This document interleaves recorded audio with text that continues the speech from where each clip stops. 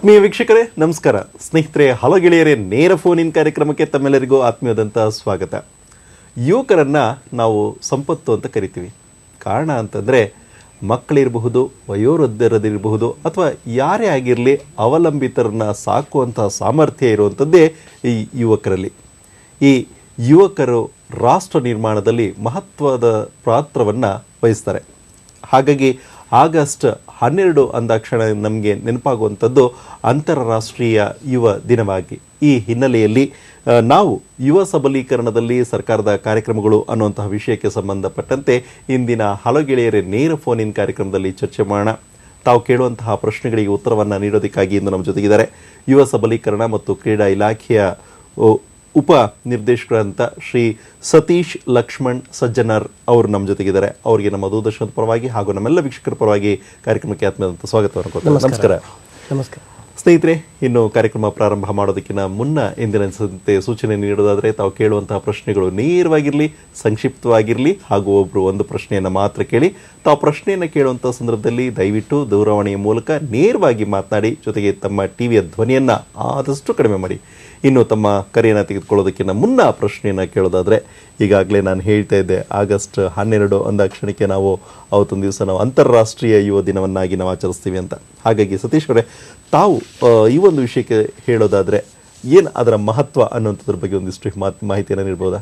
ಹಾಂ, ಈ ಒಂದು ಆಗಸ್ಟ್ 12 ವಿಶ್ವಸಂಸ್ಥೆ ಜನರಲ್ ಕೌನ್ಸಿಲ್ ಇದು 1999ರಲ್ಲಿ ಒಂದು ವಿಶ್ವ ಯುವ ದಿನಾಚರಣೆಯನ್ನು ಆಚರಿಸಬೇಕು ಅಂತ ಹೇಳಿ ನಿರ್ಣಯ ತಗೊಂಡಿದೆ.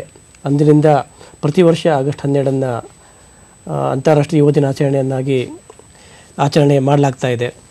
ಈ ಒಂದು ದಿನದ ಉದ್ದೇಶ ಏನಂದರೆ, ಯುವಜನರ ವಿಶ್ವದಾದ್ಯಂತ ಯುವಜನರು ಎದುರಿಸುತ್ತಿರುವಂತಹ ಸವಾಲುಗಳು ಮತ್ತು ಅವರು ವಿಶ್ವಕ್ಕೆ ನೀಡಬಹುದಾದಂಥ ಕೊಡುಗೆಗಳು, ಇದರ ಬಗ್ಗೆ ವಿಶ್ವದ ಗಮನ ಸೆಳೆಯುವುದು ಮತ್ತು ಅದಕ್ಕೆ ತಕ್ಕಂತಹ ಕಾರ್ಯಕ್ರಮ ರೂಪಿಸುವುದು ಈ ಒಂದು ದಿನವನ್ನು ಆಚರಿಸುವ ಉದ್ದೇಶವಾಗಿದೆ.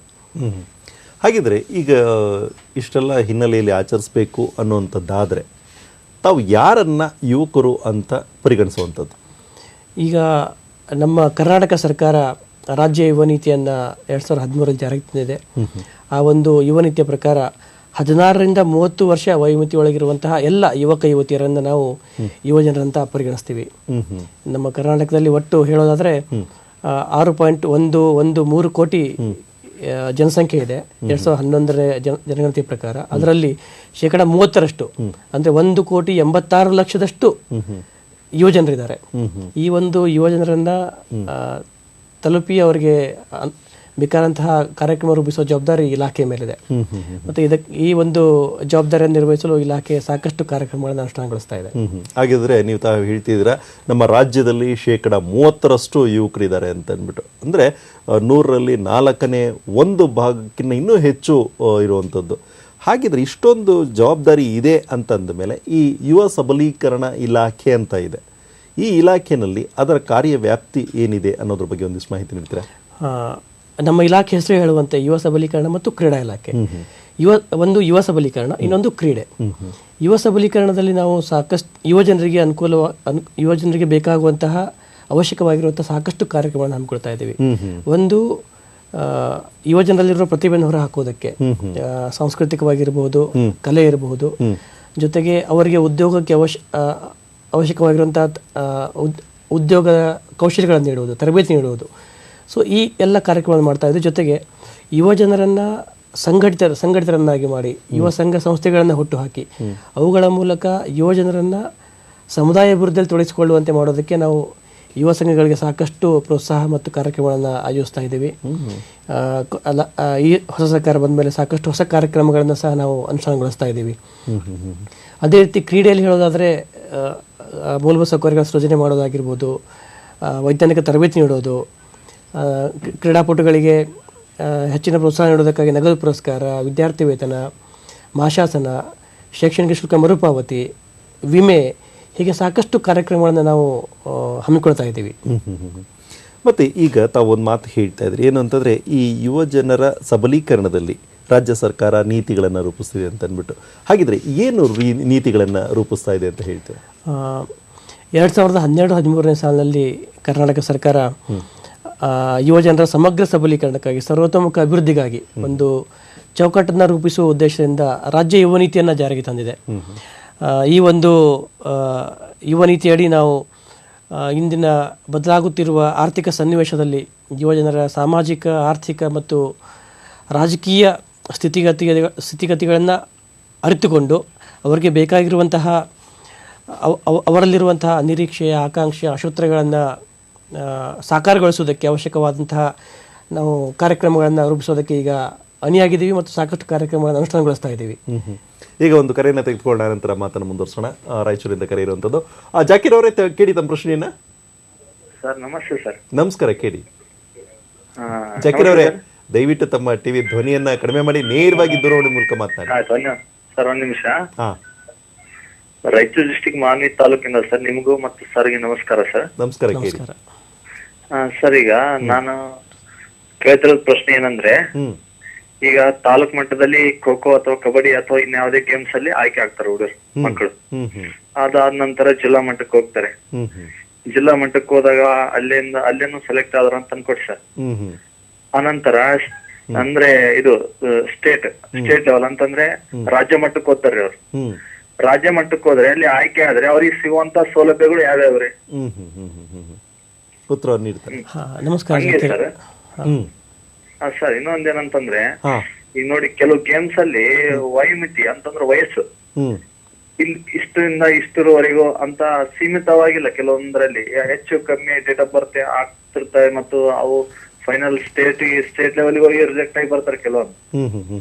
ಅವು ಕೂಡ ನಿಖರವಾಗಿಲ್ಲ. ಅದಕ್ಕೆ ಅವ್ರಿಗೆ ಸಿಗುವ ಸೌಲಭ್ಯಗಳು ಮತ್ತು ಅವರಿಗೆ ವಯೋಮಿತಿ ವಯಸ್ಸು ಯಾವ ರೀತಿ ನಿಗದಿಪಡಿಸ್ತೀರಾ ಅಂತ ತಾವು ಕೇಳ್ತಾ ಇದ್ದೀರಾ? ಸರ್ ಕೇಳ್ತಾರೆ, ಉತ್ತರವನ್ನು ನೀಡ್ತಾರೆ.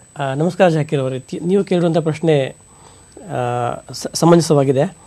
ಇದರಲ್ಲಿ ಈಗ ನಿಮ್ಗೆ ಗೊತ್ತಿರುವ ಹಾಗೆ ಕ್ರೀಡೆಗಳನ್ನು ನಾವು ಆಯೋಜಿಸಬೇಕಾದ್ರೆ ಅಲ್ಲಿ ಅಸೋಸಿಯೇಷನ್ ಮುಖಾಂತರ ಆಯೋಜಿಸ್ತೀವಿ. Under 14, Under 16, Under 18 ಈ ರೀತಿ ವಯೋಮಿತಿಯಲ್ಲಿ ನಾವು ಪ್ರತಿಯೊಂದು ಕ್ರೀಡೆಯನ್ನು ಆಯೋಜಿಸ್ತೀವಿ. ಇಲ್ಲಿ ಪ್ರತಿಯೊಂದು ಕ್ರೀಡೆಗೆ ಬರಬೇಕಾದ್ರೆ ತಾಲೂಕಾ ಮಟ್ಟದಲ್ಲಿನೇ ಒಂದು ಟೀಮನ್ನು ಸೃಜನೆ ಮಾಡಿ ಕಾಂಪಿಟೇಷನ್ ಮಾಡಿ ಅಲ್ಲಿನೇ ನಾವು ಏಜ್ ಗ್ರೂಪನ್ನು ಅವ್ರು ಯಾವ ಏಜ್ ಗ್ರೂಪಲ್ಲಿ ಬರ್ತಾರೆ ಆ ಏಜಲ್ಲಿ ಆ ಗ್ರೂಪ್ಗೆ ಸರಿದಾರ ನೋಡಿಕೊಂಡೇ ಅವರನ್ನು ನಾವು ಕಾಂಪಿಟೇಷನ್ ಭಾಗವಹಿಸೋದಕ್ಕೆ ಅವಕಾಶ ಕೊಡ್ತೀವಿ. ಅದೇ ರೀತಿ ಅವರು ತಾಲೂಕು ಗೆದ್ದು ಜಿಲ್ಲೆಯಿಂದ ರಾಜ್ಯದಿಂದ ರಾಷ್ಟ್ರ ಮಟ್ಟಕ್ಕೆ ಹೋಗ್ತಾರೆ. ಅವರಿಗೆ ನಾವು ರಾಜ್ಯ ಮಟ್ಟಕ್ಕೆ ಬರಬೇಕಾದ್ರೆ ಇಲಾಖೆಯಿಂದ ಪ್ರಯಾಣ ಭತ್ಯೆಯನ್ನು ಫ್ರೀಯಾಗಿ ಕೊಡ್ತೀವಿ. ಅವರಿಗೆ ತರಬೇತಿದಾರ ಮೂಲಕ ತರಬೇತಿಯನ್ನು ಫ್ರೀಯಾಗಿ ಉಚಿತವಾಗಿ ನೀಡ್ತೀವಿ. ಮತ್ತು ರಾಜ್ಯ ಮಟ್ಟದಲ್ಲಿ ಒಳ್ಳೆಯ ರಾಷ್ಟ್ರ ಮಟ್ಟದಲ್ಲಿ ಒಳ್ಳೆಯ ಸಾಧನೆ ಮಾಡಿದರೆ ಅವರಿಗೆ ನಾವು ಪ್ರಶಸ್ತಿಗಳನ್ನು ನೀಡಿ ಸಹ ಗೌರವಿಸ್ತೀವಿ. ಮತ್ತು ಈಗ ಒಂದು ಮಾತು ಹೇಳ್ತಿದ್ರಿ ಸತೀಶ್ ಅವರೇ, ತಾವು ಯುವ ನೀತಿಯ ಬಗ್ಗೆ ಮಾತಾಡುವಂಥ ಸಂದರ್ಭದಲ್ಲಿ ಅದು ಯಾವ ಉದ್ದೇಶ ಇಟ್ಕೊಂಡು ಅಥವಾ ಧ್ಯೇಯವನ್ನು ಇಟ್ಕೊಂಡು ಪ್ರಾರಂಭ ಮಾಡಿತು ಅಂತ, ಮತ್ತೊಂದೇನು ಅಂತಂದರೆ ಮತ್ತು ಯಾವ ಕಾರ್ಯತಂತ್ರಗಳನ್ನು ಕೂಡ ತಾವು ಉಪಯೋಗಿಸ್ತೀರಾ ಅನ್ನೋದು. ಯುವ ನೀತಿಯಲ್ಲಿ ನಾವು ಒಂದು ಒಳ್ಳೆಯ ಸ್ಪಷ್ಟವಾದ ಧ್ಯೇಯವನ್ನು ಇಟ್ಕೊಂಡಿದ್ದೀವಿ. ಅದೇನೆಂದರೆ ಯುವಜನರು ನಮ್ಮ ಸಮಾಜ, ರಾಜ್ಯ, ದೇಶ ಮತ್ತು ವಿಶ್ವದ ಸರ್ವಾಂಗೀಣ ಅಭಿವೃದ್ಧಿಗೆ ಪೂರಕವಾಗುವಂತೆ ಅವರನ್ನು ಅನುಗೊಳಿಸಬೇಕಾಗಿದೆ. ಅದಕ್ಕಾಗಿ ಅವರನ್ನು ತಲುಪಿ ಅವರನ್ನು ಈ ಒಂದು ಕಾರ್ಯಕ್ರಮ ತೊಡಗಿಸಿಕೊಂಡು ಸಬಲೀಕರಣಗೊಳಿಸುವುದು, ಜೊತೆಗೆ ಅವರ ಮೂಲಕ ಉತ್ತಮ ಉಜ್ವಲವಾದಂಥ ಮತ್ತು ಶೋಭಾಯಮಾನವಂಥ ನಾಳೆಗಳನ್ನು ಸೂಚಿಸುವ ಒಂದು ಮಹತ್ತರವಾದ ಧ್ಯೇಯವನ್ನು ನಾವು ಇಟ್ಟುಕೊಂಡಿದ್ದೀವಿ. ಈ ಒಂದು ಧ್ಯೇಯವನ್ನು ಸಾಕಾರಗೊಳಿಸಬೇಕಾದ್ರೆ ಒಂದು ಕಾರ್ಯತಂತ್ರದ ಅವಶ್ಯಕತೆ ಇದ್ದೇ ಇರುತ್ತದೆ. ಇದಕ್ಕಾಗಿ ಯುವ ನೀತಿಯಡಿ ನಾವು 5 ಹಂತಗಳಲ್ಲಿರುವಂತಹ ಒಂದು ಕಾರ್ಯತಂತ್ರವನ್ನು ಅನುಸರಿಸ್ತಿದ್ದೀವಿ.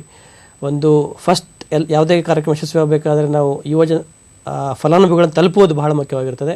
ಇದಕ್ಕಾಗಿ ತಲುಪುವುದು, ತೊಡಗಿಸುವುದು, ಸಬಲೀಕರಿಸುವುದು, ಅದರ ಮೂಲಕ ಅಭಿವೃದ್ಧಿ ಸಾಧಿಸುವುದು ಮತ್ತು ಅಭಿವೃದ್ಧಿ ನಂತರ ಯುವಜನರಿಂದ ಸಮಾಜಕ್ಕೆ ಕೊಡುಗೆ ನೀಡುವಂತಹ ಒಂದು 5-pronged ಅಪ್ರೋಚ್ ಅನ್ನು ನಾವು ಈ ಒಂದು ಯುವ ನೀತಿಯಲ್ಲಿ ಅಳವಡಿಸಿಕೊಂಡಿದ್ದೀವಿ. ಇದರ ಮುಖಾಂತರ ನಮ್ಮಲ್ಲಿ ನಾವು ಸರ್ಕಾರ ವಿವಿಧ ಇಲಾಖೆಗಳು ಯುವಜನರಿಗಾಗಿ ಸಾಕಷ್ಟು ಕಾರ್ಯಕ್ರಮ ಮಾಡ್ತಾ ಇದ್ದಾವೆ. ಈ ಎಲ್ಲ ಕಾರ್ಯಕ್ರಮಗಳ ಮಾಹಿತಿಯನ್ನು ಯುವಜನರಿಗೆ ತಲುಪಿಸುವಂಥ ಕಾರ್ಯವನ್ನು ನಾವು ಈ ಒಂದು ಕಾರ್ಯತಂತ್ರದ ಮೂಲಕ ಮಾಡ್ತಾ ಇದ್ದೀವಿ. ಅದಕ್ಕಾಗಿ ನಾವು ಯುವ ಅಭಿಯಾನದ ಕಾರ್ಯಕ್ರಮ, ವಿವಿಧ ಏನು ಈಗ ಕಮ್ಯುನಿಕೇಷನ್ನಲ್ಲಿ ಮಾಹಿತಿ ತಂತ್ರಜ್ಞಾನ ಏನು ಬದಲಾವಣೆಗಳಾಗಿದ್ದಾವೆ ಸಾಕಷ್ಟು, ಎಲ್ಲ ಮಾಹಿತಿ ತಂತ್ರಜ್ಞಾನದ ಎಲ್ಲ ಸಾಧನಗಳನ್ನು ಉಪಯೋಗಿಸಿ ಯುವಜನರನ್ನು ಎಫೆಕ್ಟಿವ್ ಆಗಿ ತಲುಪೋದಕ್ಕೆ ಏನು ಅವಶ್ಯಕತೆಯೋ ಅವೆಲ್ಲ ಮಾಡ್ತಾ ಇದ್ದೀವಿ. ಜೊತೆಗೆ ಈ ಒಂದು ಕಾರ್ಯಕ್ರಮಗಳ ಯಶಸ್ವಿಯಾಗಬೇಕಾದ್ರೆ ಏನು ಯುವ ಜನರಿದ್ದಾರೆ, ಫಲಾನುಭವಿಗಳಿದ್ದಾರೆ, ಅವರೇ ಅದರಲ್ಲಿ ಪಾರ್ಟಿಸಿಪೇಟ್ ಆಗಬೇಕು. ಅವರು ತಮ್ಮದು ಅಂತ ಭಾವನೆ ಬರುವಂಗೆ ಮಾಡಬೇಕಂತ ಹೇಳಿ ಅವ್ರನ್ನ ತೊಡಗಿಸಬೇಕು ಅಂತ ಹೇಳಿ ಒಂದು ಕಾರ್ಯಕ್ರಮ ಹಾಕ್ಕೊಂಡಿದ್ದೀವಿ. ಜೊತೆಗೆ ಇವೆರಡು ಆದಮೇಲೆ ಅವರನ್ನು ಸಬಲೀಕರಣಗೊಳಿಸಬೇಕು, ಅವರನ್ನು ಎಂಪವರ್ ಮಾಡಬೇಕು. ಅದಕ್ಕಾಗಿ ವಿವಿಧ ತರಬೇತಿಗಳನ್ನು ಹಮ್ಮಿಕೊಳ್ತಾ ಇದ್ದೀವಿ. ವೃತ್ತಿ ಕೌಶಲ್ಯ ಇರ್ಬೋದು, ಉದ್ಯಮಶೀಲತಾ ಕೌಶಲ್ಯ ಇರ್ಬೋದು, ಜೀವನ ಕೌಶಲ್ಯ ಇರ್ಬೋದು. ಈ ರೀತಿ ತರಬೇತಿಗಳನ್ನು ಹಮ್ಮಿಕೊಂಡು ಆಮೇಲೆ ಅವರಿಗೆ ಪ್ರೋತ್ಸಾಹ ನೀಡಿ ಅವರನ್ನು ಈ ಒಂದು ಕಾರ್ಯಕ್ರಮದಲ್ಲಿ ಪಾಲ್ದಾರನಾಗಿ ಮಾಡಿಕೊಳ್ಳುವಂಥ ಒಂದು ಎನ್ವಿರಾನ್ಮೆಂಟನ್ನು ನಾವು ಕ್ರಿಯೇಟ್ ಮಾಡ್ತಾ ಇದ್ದೀವಿ. ಹಾಗಿದ್ರೆ ಈ ಥರದ್ದು ನೀವು ಹೊಸದಾಗಿ ಪರಿಸರವನ್ನು ಕೂಡ ಸೃಷ್ಟಿ ಮಾಡ್ತಿದ್ದೀವಿ ಅನ್ನೋದಾದರೆ ಜೊತೆಗೆ ಏನಾದರೂ ಮತ್ತಷ್ಟು ಹೊಸ ಕಾರ್ಯಕ್ರಮಗಳನ್ನೇನಾದ್ರು ರೂಪಿಸಿರುವಂಥದ್ದು ಉಂಟಾ, ಹೇಗೆ? ಈ ಇತ್ತೀಚಿನ ದಿನಗಳಲ್ಲಿ ಹೊಸ ಸರ್ಕಾರ ಬಂದ ಮೇಲೆ ನಾವು ಯುವ ಜನರಿಗಾಗಿ ಸಾಕಷ್ಟು ಕಾರ್ಯಕ್ರಮಗಳನ್ನು ಹೊರತಂದಿದ್ದೀವಿ. ಯುವ ನೀತಿಯಡಿ 4 ಕಾರ್ಯಕ್ರಮಗಳನ್ನು ತಂದಿದ್ದೀವಿ. ಒಂದು ಯುವ ಸಬಲೀಕರಣ ಕೇಂದ್ರ, ಇನ್ನೊಂದು ವೃತ್ತಿ ಕೌಶಲ್ಯ ಅಭಿವೃದ್ಧಿ ತರಬೇತಿ, ಜೀವನ ಕೌಶಲ್ಯ ಅಭಿವೃದ್ಧಿ ತರಬೇತಿ, ಮತ್ತು ಪ್ರಥಮ ಕುಟುಂಬ ಸದಾ. ಜೊತೆಗೆ ಈ ವರ್ಷ ನಾವು ಯುವ ಜನರಿಗಾಗಿ ಯುವ ಶಕ್ತಿ ಕೇಂದ್ರ ಮತ್ತು ನಮ್ಮೂರ ಶಾಲೆಗೆ ನಮ್ಮೂರ ಯುವಜನರನ್ನು ಅನ್ನುವಂತಹ ಒಂದು ಯುವ ಜನರನ್ನು ಒಳಗೊಂಡು ಅವರನ್ನು ಪಾಲ್ದಾರನಾಗಿ ಮಾಡುವಂಥ ಕಾರ್ಯಕ್ರಮಗಳನ್ನು ನಾವು ರೂಪಿಸ್ತಾ ಇದ್ದೀವಿ, ಅನುಷ್ಠಾನಗೊಳಿಸ್ತಾ ಇದ್ದೀವಿ. ಹಾಗಿದ್ರೆ ಈಗ ಯುವ ಜನರ ಸಬಲೀಕರಣಕ್ಕಾಗಿ ಸರ್ಕಾರದಿಂದ ಯಾವ್ಯಾವ ಕಾರ್ಯಕ್ರಮಗಳು, ಯಾಕೆಂತ ತಾವು ಹೇಳ್ತಿದ್ರೆ ಅನೇಕ ಕಾರ್ಯಕ್ರಮಗಳಿದೆ ಅಂತ ಮುಖ್ಯವಾಗಿರುವಂಥದ್ದು? ಇತ್ತೀಚಿನ ದಿನಗಳಲ್ಲಿ ನಾವು ಯುವ ಜನರ ಸಬಲೀಕರಣಕ್ಕಾಗಿ ಯುವ ಜನರನ್ನು ಒಳಗೊಳ್ಳಬೇಕು ಅಂತ ಹೇಳಿ ನಮ್ಮೂರ ಶಾಲೆಗೆ ನಮ್ಮೂರ ಯುವ ಜನರು ಅಂತ ಒಂದು ಕಾರ್ಯಕ್ರಮವನ್ನು ಜಾರಿಗೆ ತಂದಿದ್ದೀವಿ. ಇದರ ಮೂಲಕ ಯುವ ಜನರು ಏನು ಸಂಘಟಿತರಾಗಿ ಯುವ ಸಂಘಗಳನ್ನು, ಸಂಸ್ಥೆಗಳನ್ನು ಕಟ್ಟಿದ್ದಾರೆ ಹಳ್ಳಿಗಳಲ್ಲಿ ಸ್ವಯಂ ಪ್ರೇರಿತರಾಗಿ, ಅವರ ಮೂಲಕ ಸಮುದಾಯ ಅಭಿವೃದ್ಧಿಯನ್ನು ಕೈಗೊಳ್ಳುವುದು ಈ ಒಂದು ಕಾರ್ಯಕ್ರಮದ ಉದ್ದೇಶ. ತಮಗೆಲ್ಲ ಗೊತ್ತಿರುವಂತೆ ಈ ಗ್ರಾಮದಲ್ಲಿ ಶಾಲೆ ಅನ್ನೋದೊಂದು ಕೇಂದ್ರ ಬಿಂದು ಗ್ರಾಮಕ್ಕೆ. ಅದರಲ್ಲಿ ಎಲ್ಲರೂ ಯಾವುದೇ ಜಾತಿ ಇರಲ್ಲ, ಪಂಥ ಇರೋದಿಲ್ಲ, ಎಲ್ಲ ಜನ ಬರ್ತಾರೆ. ಸೊ ಆ ಒಂದು ಶಾಲೆಯ ಅಭಿವೃದ್ಧಿಯಲ್ಲಿ ಯುವ ಜನರನ್ನು ತೊಡಗಿಸುವಂಥ ಒಂದು ಕಾರ್ಯಕ್ರಮವನ್ನು ನಾವು ಈ ಸಾರಿಯಿಂದ ಅನುಷ್ಠಾನಗೊಳಿಸ್ತಾ ಇದ್ದೀವಿ. ಸೊ ಪ್ರತಿ ತಾಲೂಕಿನ ಒಂದು ಸಂಘಕ್ಕೆ 1 ಲಕ್ಷ ರೂಪಾಯಿ ನಗದು ಬಹುಮಾನ ಪ್ರೋತ್ಸಾಹವನ್ನು ನೀಡ್ತಾ ಇದ್ದೀವಿ. ಒಂದು ರೀತಿಯ ಆರೋಗ್ಯಕರ ಸ್ಪರ್ಧೆಯನ್ನು ಯುವ ಸಂಘಗಳ ನಡುವೆ ಹುಟ್ಟು ಹಾಕಿ ಅವರನ್ನು ಈ ಶಾಲೆಯ ಮುಖಾಂತರ ಗ್ರಾಮದ ಅಭಿವೃದ್ಧಿಯಲ್ಲಿ ತೊಡಗಿಸಿಕೊಳ್ಳುವಂತಹ ಮನಸ್ಥಿತಿಯನ್ನು ಅವರಲ್ಲಿ ತರೋದಕ್ಕೆ ಮತ್ತು ಅದಕ್ಕೆ ಪೂರಕವಾಗಿ ಅವರನ್ನು ಗುರುತಿಸಿ ಅವರಿಗೆ 1 ಲಕ್ಷ ರೂಪಾಯಿ ಪ್ರೋತ್ಸಾಹವನ್ನು ನೀಡಿ ಇನ್ನೂ ಹೆಚ್ಚಿನ ಕಾರ್ಯವನ್ನು ಕೈಗೊಳ್ಳುವಂಥ ಒಂದು ಕಾರ್ಯಕ್ರಮವನ್ನು ನಾವು ಕೊನೆ ವರ್ಷದಿಂದ ರೂಪಿಸಿದ್ದೀವಿ. ಈ ವರ್ಷ ಇನ್ನೂ ಅದನ್ನು ಅನುಷ್ಠಾನಗೊಳಿಸ್ತೀವಿ. ಹಾಗಿದ್ರೆ ಈಗ ಯಾಕೆಂತಂದರೆ ಯುವಕರು ಅಂತಂದರೆ ನೀವು ಈಗಾಗಲೇ ಹೇಳಿದ್ದೀರಾ 30% ನಮ್ಮ ರಾಜ್ಯದಲ್ಲಿದ್ದಾರೆ ಅಂತ. ಅಂದಮೇಲೆ ಇದು ಹೆಚ್ಚಿನ ಪ್ರಮಾಣದಲ್ಲಿರುವಂಥ ಯುವಶಕ್ತಿ. ಇಂತಹ ಶಕ್ತಿಗೋಸ್ಕರ ಸರ್ಕಾರ ಎಷ್ಟು ಹಣವನ್ನು ನೀಡ್ತಾ ಇದೆ ಮತ್ತು ಯಾವ ರೀತಿಯಲ್ಲಿ ತಾವು ಖರ್ಚು ಮಾಡ್ತಿದ್ದೀರ ಅದನ್ನು? ಇಲಾಖೆಗೆ 2014-15ನೇ ಸಾಲಿನಲ್ಲಿ ಒಟ್ಟು 118 ಕೋಟಿ ಅನುದಾನವನ್ನು ಸರ್ಕಾರ ನೀಡಿದೆ. ಅದರಲ್ಲಿ ಯೋಜನೆಯಡಿ ಸುಮಾರು 105 ಕೋಟಿಗಳನ್ನು ನೀಡಿದೆ. ಈ ಎಲ್ಲ ಅನುದಾನವನ್ನು ನಾವು ಯುವ ಸಬಲೀಕರಣ ಚಟುವಟಿಕೆ ಮತ್ತು ಕ್ರೀಡಾ ಕ್ಷೇತ್ರದ ಅಭಿವೃದ್ಧಿಗಾಗಿ ಮತ್ತು ಯುವಜನರ ಪ್ರೋತ್ಸಾಹಕ್ಕಾಗಿ ನಾವು ಬಳಸ್ತಾ ಇದ್ದೀವಿ.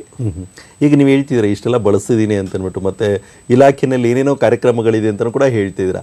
ಇಷ್ಟೆಲ್ಲ ಇದೆ ಅಂತ ಜನಗಳಿಗೆ ಗೊತ್ತಾಗಬೇಕು ಅಂತಂದರೆ ಎಷ್ಟು ಮಟ್ಟಿಗೆ ತಾವು ಜನಗಳನ್ನು ಸ್ಪಂದಿಸ್ತಿದ್ದೀರಾ?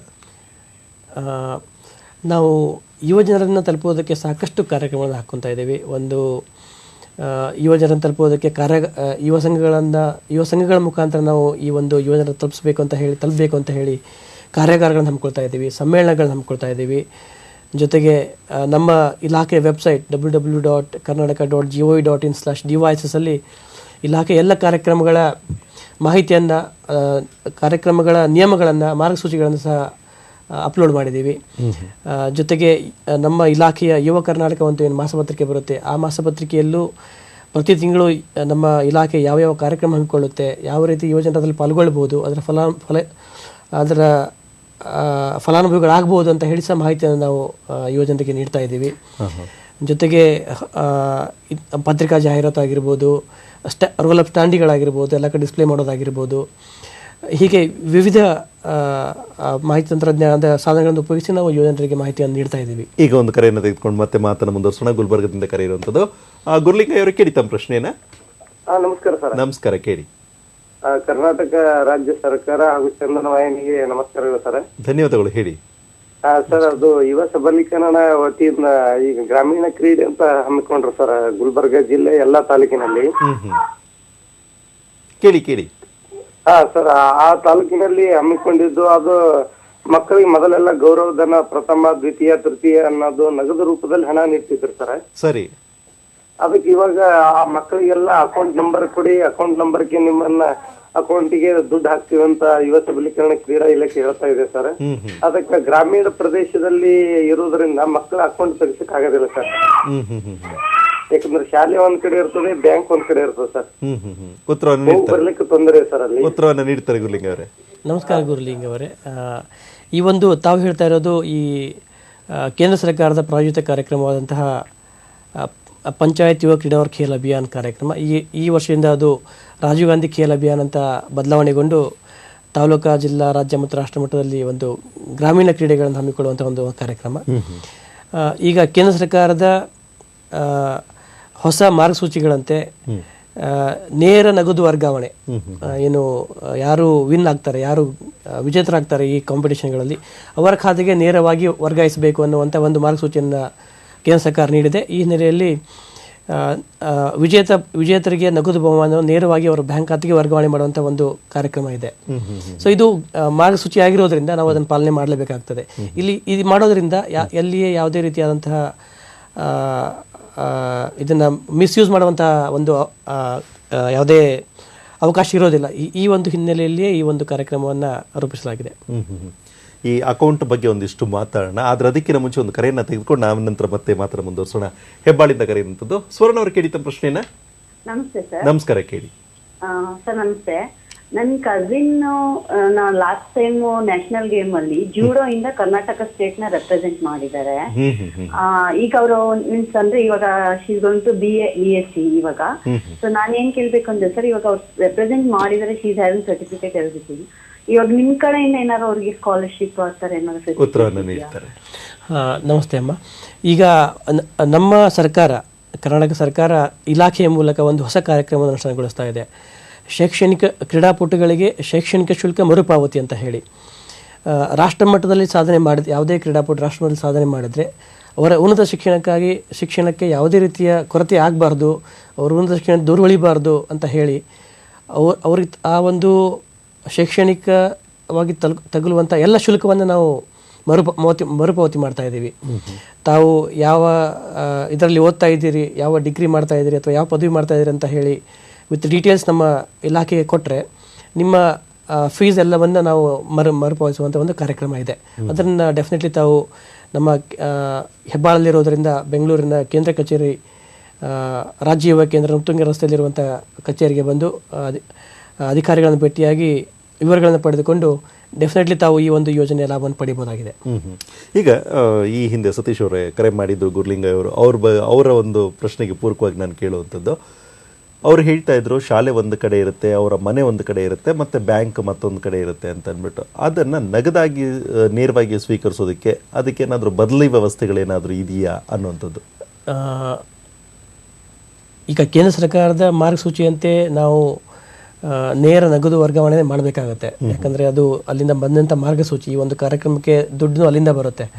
ಸೊ ಅವರೇ ಹೇಳಿರುವ ಹಾಗೆ ಅಕೌಂಟ್ ತೆಗಿಬೇಕು, ಅಕೌಂಟ್ ಓಪನ್ ಮಾಡಿ ಅವರಿಗೆ ಅಕೌಂಟನ್ನೇ ಟ್ರಾನ್ಸ್ಫರ್ ಮಾಡುವಂಥ ಒಂದು ಕಾರ್ಯಕ್ರಮ ಇದು. ಈಗ ಮುಂದಿನ ಕರೆಯನ್ನು ತೆಗೆದುಕೊಳ್ಳೋಣ, ಮತ್ತೆ ಮಾತ್ರ ಮುಂದುವರ್ಸೋಣ. ಗದಗಿಂದ ಕರೆ ಇರುವಂಥದ್ದು ಮಹಂತೇಶ್ವರ. ಕೇಳಿ ತಮ್ಮ ಪ್ರಶ್ನೆನ. ಸರ್ ನಮಸ್ತೆ ಸರ್. ನಮಸ್ಕಾರ. ಕೇಳಿ. ಗದಗದಿಂದ ಕರೆ ಮಾಡೋದು ಮಹಾಂತೇಶ್ ಅಂತೇಳಿ. ಕೇಳಿ. ಇದು ಗದಗ ಡಿಸ್ಟಿಕ್ ನೋಡ್ರಿ, ಯುವ ನೀತಿ ಸಬಲೀಕರಣದೊಳಗೆ ನಿಮ್ಮ ಇಲಾಖೆಯಿಂದ ಯಾವ ರೀತಿ ಕಾರ್ಯಕ್ರಮಗಳನ್ನ ಹಮ್ಮಿಕೊಂಡಿದ್ದೀರಾ ಅಂತ ಉತ್ತರವನ್ನು ನೀಡ್ತಾರೆ. ನಮಸ್ಕಾರ ಮಹಂತೇಶ್ ಅವರೇ. ನಮಸ್ತೆ. ರಾಜ್ಯದಾದ್ಯಂತ ನಾವು ಎಲ್ಲ ಜಿಲ್ಲೆಗಳಲ್ಲೂ ಯುವ ಸಬಲೀಕರಣ ಚಟುವಟಿಕೆಗಳನ್ನು ಯುವ ನೀತಿಯಡಿ ಹಮ್ಮಿಕೊಳ್ತಾ ಇದ್ದೀವಿ. ಗದಗಲ್ಲೂ ಸಹ ನಾವು ಈ ಒಂದು ಕಾರ್ಯಕ್ರಮವನ್ನು ಹಮ್ಮಿಕೊಳ್ತಾ ಇದ್ದೀವಿ. ಮೊದಲನೇದಾಗಿ ಹೇಳೋದಾದರೆ, ಇತ್ತೀಚೆಗೆ ಮೊದಲಿಗೆ ಹೇಳಿದಂತೆ ನಮ್ಮೂರು ಶಾಲೆಗೆ ನಮ್ಮೂರು ಜನರು ಕಾರ್ಯಕ್ರಮ ಒಂದು, ಎಲ್ಲಿ ಯುವ ಸಂಘಗಳಿಗೆ ಪ್ರೋತ್ಸಾಹ ನೀಡುವಂಥದ್ದು, ತಾಲೂಕಿಗೆ ಒಂದರಂತೆ ಪ್ರೋತ್ಸಾಹ ನೀಡುವಂಥದ್ದು. ಎರಡನೇದಾಗಿ ಪ್ರತಿ ಜಿಲ್ಲೆಯಲ್ಲಿ ಒಂದು ಸರ್ಕಾರಿ ಪ್ರಥಮ ದರ್ಜೆ ಕಾಲೇಜಿನಲ್ಲಿ ಒಂದು ಜಿಮ್ ಕೇಂದ್ರವನ್ನು, ಯುವಶಕ್ತಿ ಕೇಂದ್ರವನ್ನು ಪ್ರಾರಂಭ ಮಾಡುವಂಥದ್ದು, ಯುವಜನರ ಮನೋದೈಹಿಕ ಆರೋಗ್ಯವನ್ನು ವೃದ್ಧಿ ಮಾಡೋದಕ್ಕೆ ಮತ್ತು ಅದಕ್ಕೆ ಪೂರಕವಾಗಿ ಒಂದು ಮೂಲಭೂತ ಸೌಕರ್ಯ ಒದಗಿಸುವಂಥ ಒಂದು ಕಾರ್ಯಕ್ರಮ. ಜೊತೆಗೆ ನಾವು ಯುವಜನರಲ್ಲಿರುವಂಥ ಪ್ರತಿಭೆಗಳನ್ನು ಅನಾವರಣಗೊಳಿಸುವುದಕ್ಕಾಗಿ ಸಾಕಷ್ಟು ಕಾರ್ಯಕ್ರಮಗಳನ್ನು ಯುವಜನ ಮೇಳ ಇರ್ಬೋದು, ಅಲ್ಲಿ ಜನಪದ ಕಲಾ ಪ್ರಕಾರಗಳಲ್ಲಿ ಯುವಜನರಲ್ಲಿರುವಂಥ ಆಸಕ್ತಿ ಮತ್ತು ಪ್ರತಿಭೆಯನ್ನು ಹೊರಹಾಕುವುದಕ್ಕಾಗಿ ತಾಲೂಕು, ಜಿಲ್ಲಾ, ವಿಭಾಗ ಮತ್ತು ರಾಜ್ಯ ಮಟ್ಟದಲ್ಲಿ ಕಾರ್ಯಕ್ರಮವನ್ನು ಹಮ್ಮಿಕೊಳ್ತಾ ಇದ್ದೀವಿ. ಜೊತೆಗೆ ಯುವಜನೋತ್ಸವ ಕಾರ್ಯಕ್ರಮ, ಈ ಒಂದು ಶಾಸ್ತ್ರೀಯ ಗಾಯನ, ನೃತ್ಯ, ವಾದ್ಯ, ಇತರೆ ಕಾರ್ಯಕ್ರಮಗಳಲ್ಲಿ ಆ ಪ್ರತಿಭೆಯನ್ನು ಹೊರಹಾಕುವುದಕ್ಕೆ ಒಂದು ವೇದಿಕೆಯನ್ನು ಒದಗಿಸ್ತಾ ಇದ್ದೀವಿ. ಅದೇ ರೀತಿ ಸಾಕಷ್ಟು ತರಬೇತಿಗಳನ್ನು ಈ ಯುವಜನರಿಗಾಗಿಯೇ ನಾವು ಬೆಂಗಳೂರಿನ ಕುಂಬಳಗೋಡಿನಲ್ಲಿ ಯುವ ಪ್ರೇರಣ, ಯುವ ಚೇತನ, ಯುವ ಸಂವಹನ ಕಾರ್ಯಕ್ರಮವನ್ನು ಸಹ, ವ್ಯಕ್ತಿತ್ವ ವಿಕಸನ ಕಾರ್ಯಕ್ರಮವನ್ನು ಸಹ ಆಯೋಜಿಸ್ತಾ ಇದ್ದೀವಿ. ಮತ್ತೆ ಈಗ ಮುಂದಿನ ಕರೆಯನ್ನು ತೆಗೆದುಕೊಂಡು ನಮ್ಮ ಮಂಡ್ಯದಿಂದ ಕರೆ ಇರುವಂಥದ್ದು KJ ನಾಗರತ್ನ ಅವರು ಕರೆ ಮಾಡಿರುವಂಥದ್ದು. ಕೇಳಿ ಪ್ರಶ್ನೆಯನ್ನ ರತ್ನ ಅವರೇ. ಹಲೋ, ನಮಸ್ಕಾರ ಸರ್. ಇಬ್ಬರಿಗೂ ನಮಸ್ಕಾರ ಸರ್. ನಮಸ್ಕಾರ ಕೇಳಿ. ನಾನು ದೈಹಿಕ ಶಿಕ್ಷಣ ಶಿಕ್ಷಕಿ. 20 ವರ್ಷ ಸರ್ವಿಸ್ ಆಗಿದೆ. ಸರಿ. ಇದುವರೆಗೂ ಹೋಬಳಿ ಲೆವೆಲ್ ಅಲ್ಲಿ ಮಕ್ಕಳು, ಈಗ ನಮ್ ಎಕ್ಸಾಂಪಲ್ ನಮ್ಮ ಮಕ್ಕಳೇ ಒಂದು ಖೋಖೋ ಆಗಿರ್ಬೋದು, ಶಟ್ಲ್ ಆಗಿರ್ಬೋದು, ಅಥ್ಲೆಟಿಕ್ಸ್ ಆಲ್ಮೋಸ್ಟ್ ಎಲ್ಲ ಪ್ಲೇಸ್ ಮಾಡಿದೆ. ಪ್ರೋತ್ಸಾಹಿಕವಾದ ಒಂದು ಬಹುಮಾನ ಇಲ್ಲ, ಬರೀ ಸರ್ಟಿಫಿಕೇಟ್ ಕೊಡ್ತಾರೆ. ಹಾಗಾಗಿ ಮಕ್ಕಳಿಗೆ ಎಷ್ಟು ಮುಖ ಎಷ್ಟು ಸಪ್ಪಗಾಯ್ತು ಅಂದ್ರೆ ನನಗೆ ಕಣ್ಣಲ್ಲಿ ನೀರ್ ಬಂತು ಈ ಸಲ. ಯಾಕೆ ಈ ತರ ಮಾಡ್ತಾರೋ, ಅಟ್ಲೀಸ್ಟ್ ಒಂದು ಆಫೀಸಿಂದ BO ಆಫೀಸಿಂದ ಒಂದು ಅಟ್ಲೀಸ್ಟ್ ಒಂದು ಚಿಕ್ಕ ಬಹುಮಾನ ಕೊಡ್ಲಿ, ಅದು ಒಂದು ಪೆನ್ ಕೊಡ್ಲಿ, ಎಷ್ಟು ಸಂತೋಷ ಪಡ್ತಾರೆ. ನಾನೇನೋ ಒಂದು ತಾಲೂಕಿಗೆ ರೆಡಿ ಆಗ್ಲಿ ಮಕ್ಕಳು ಅಂತ ಹೇಳಿ ನಾನೇ ವೈಯಕ್ತಿಕವಾಗಿ ನಾನು ಖರ್ಚು ಮಾಡಿ ಮಕ್ಕಳಿಗೆ ಬಹುಮಾನ ಕೊಡ್ತಾ ಇದ್ದೀನಿ. ಅಲ್ಲಿ ಸ್ಟೇಜ್ ಮೇಲೆ ಇಸ್ಕೊಡಕ್ಕೂ ನಾವು ಶಾಲೆಗೆ ಕೊಡಕ್ಕೂ ಎಷ್ಟು ಡಿಫ್ರೆಂಟ್ ಇದೆ. ಹೇಳೋದು ಕೇಳಿಸ್ತಿದ್ಯಾ ರತ್ನ ಅವರೇ? ಈಗ ತಮಗೆ ಗೊತ್ತಿರಬಹುದು, ಯುವ ಸಬಲೀಕರಣ ಮತ್ತು ಕ್ರೀಡಾ ಇಲಾಖೆ ಹಮ್ಮಿಕೊಳ್ಳುವಂತಹ ಎಲ್ಲ ಕಾರ್ಯಕ್ರಮಗಳಲ್ಲೂ, ತಾಲೂಕು ಮಟ್ಟದ ಕಾರ್ಯಕ್ರಮಗಳಲ್ಲಿ, ಎಸ್ಪೆಷಲಿ ರಾಜೀವ್ ಗಾಂಧಿ ಖೇಲ್ ಅಭಿಯಾನ್ ಕಾರ್ಯಕ್ರಮದಲ್ಲಿ ಏನು ಗ್ರಾಮೀಣ ಕ್ರೀಡಾ ಆಯೋಜಿಸ್ತೀವಿ ನಾವು, ಅಂಡರ್ 16 ಮಕ್ಕಳಿಗೆ, ವಯೋಮಿತಿ ಒಳಗಿನ ಮಕ್ಕಳಿಗೆ, ಅದರಲ್ಲಿ ಭಾಗವಹಿಸುವಂಥ ಎಲ್ಲ ಮಕ್ಕಳಿಗೆ ಈ ವರ್ಷದಿಂದ ನಾವು ಪ್ರಯಾಣ ಭತ್ಯೆಯನ್ನು ರಿಇಂಬರ್ಸ್ ಮಾಡ್ತಾ ಇದ್ದೀವಿ. ಜೊತೆಗೆ ನಗದು ಬಹುಮಾನ ಜೊತೆಗೆ ಇದೆ. ಬಟ್ ಈ ಹೊಸ ಮಾರ್ಗಸೂಚಿಯಂತೆ ನಾವು ನೇರವಾಗಿ ಬ್ಯಾಂಕ್ ಖಾತೆಗೆ ಏನು ಬಹುಮಾನವನ್ನು ವರ್ಗಾವಣೆ ಮಾಡುವಂಥ ಒಂದು ಕಾರ್ಯಕ್ರಮ ಇದೆ.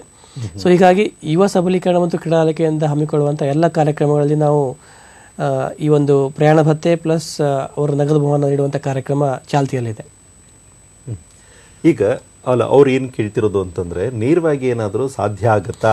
ಯಾಕೆ ಅಂತಂದ್ರೆ ಬಹುಮಾನ ಕೊಡೋ ಉದ್ದೇಶಕ್ಕೋಸ್ಕರ, ಯಾಕಂದ್ರೆ ಇದು ಹೋಬಳಿ ಮಟ್ಟದಲ್ಲಿ ನಡೆಯುವಂಥದ್ದು, ಇದು ತುಂಬಾ ಸ್ಥಳೀಯವಾಗಿ ನಡೆಯುವಂಥದ್ದು.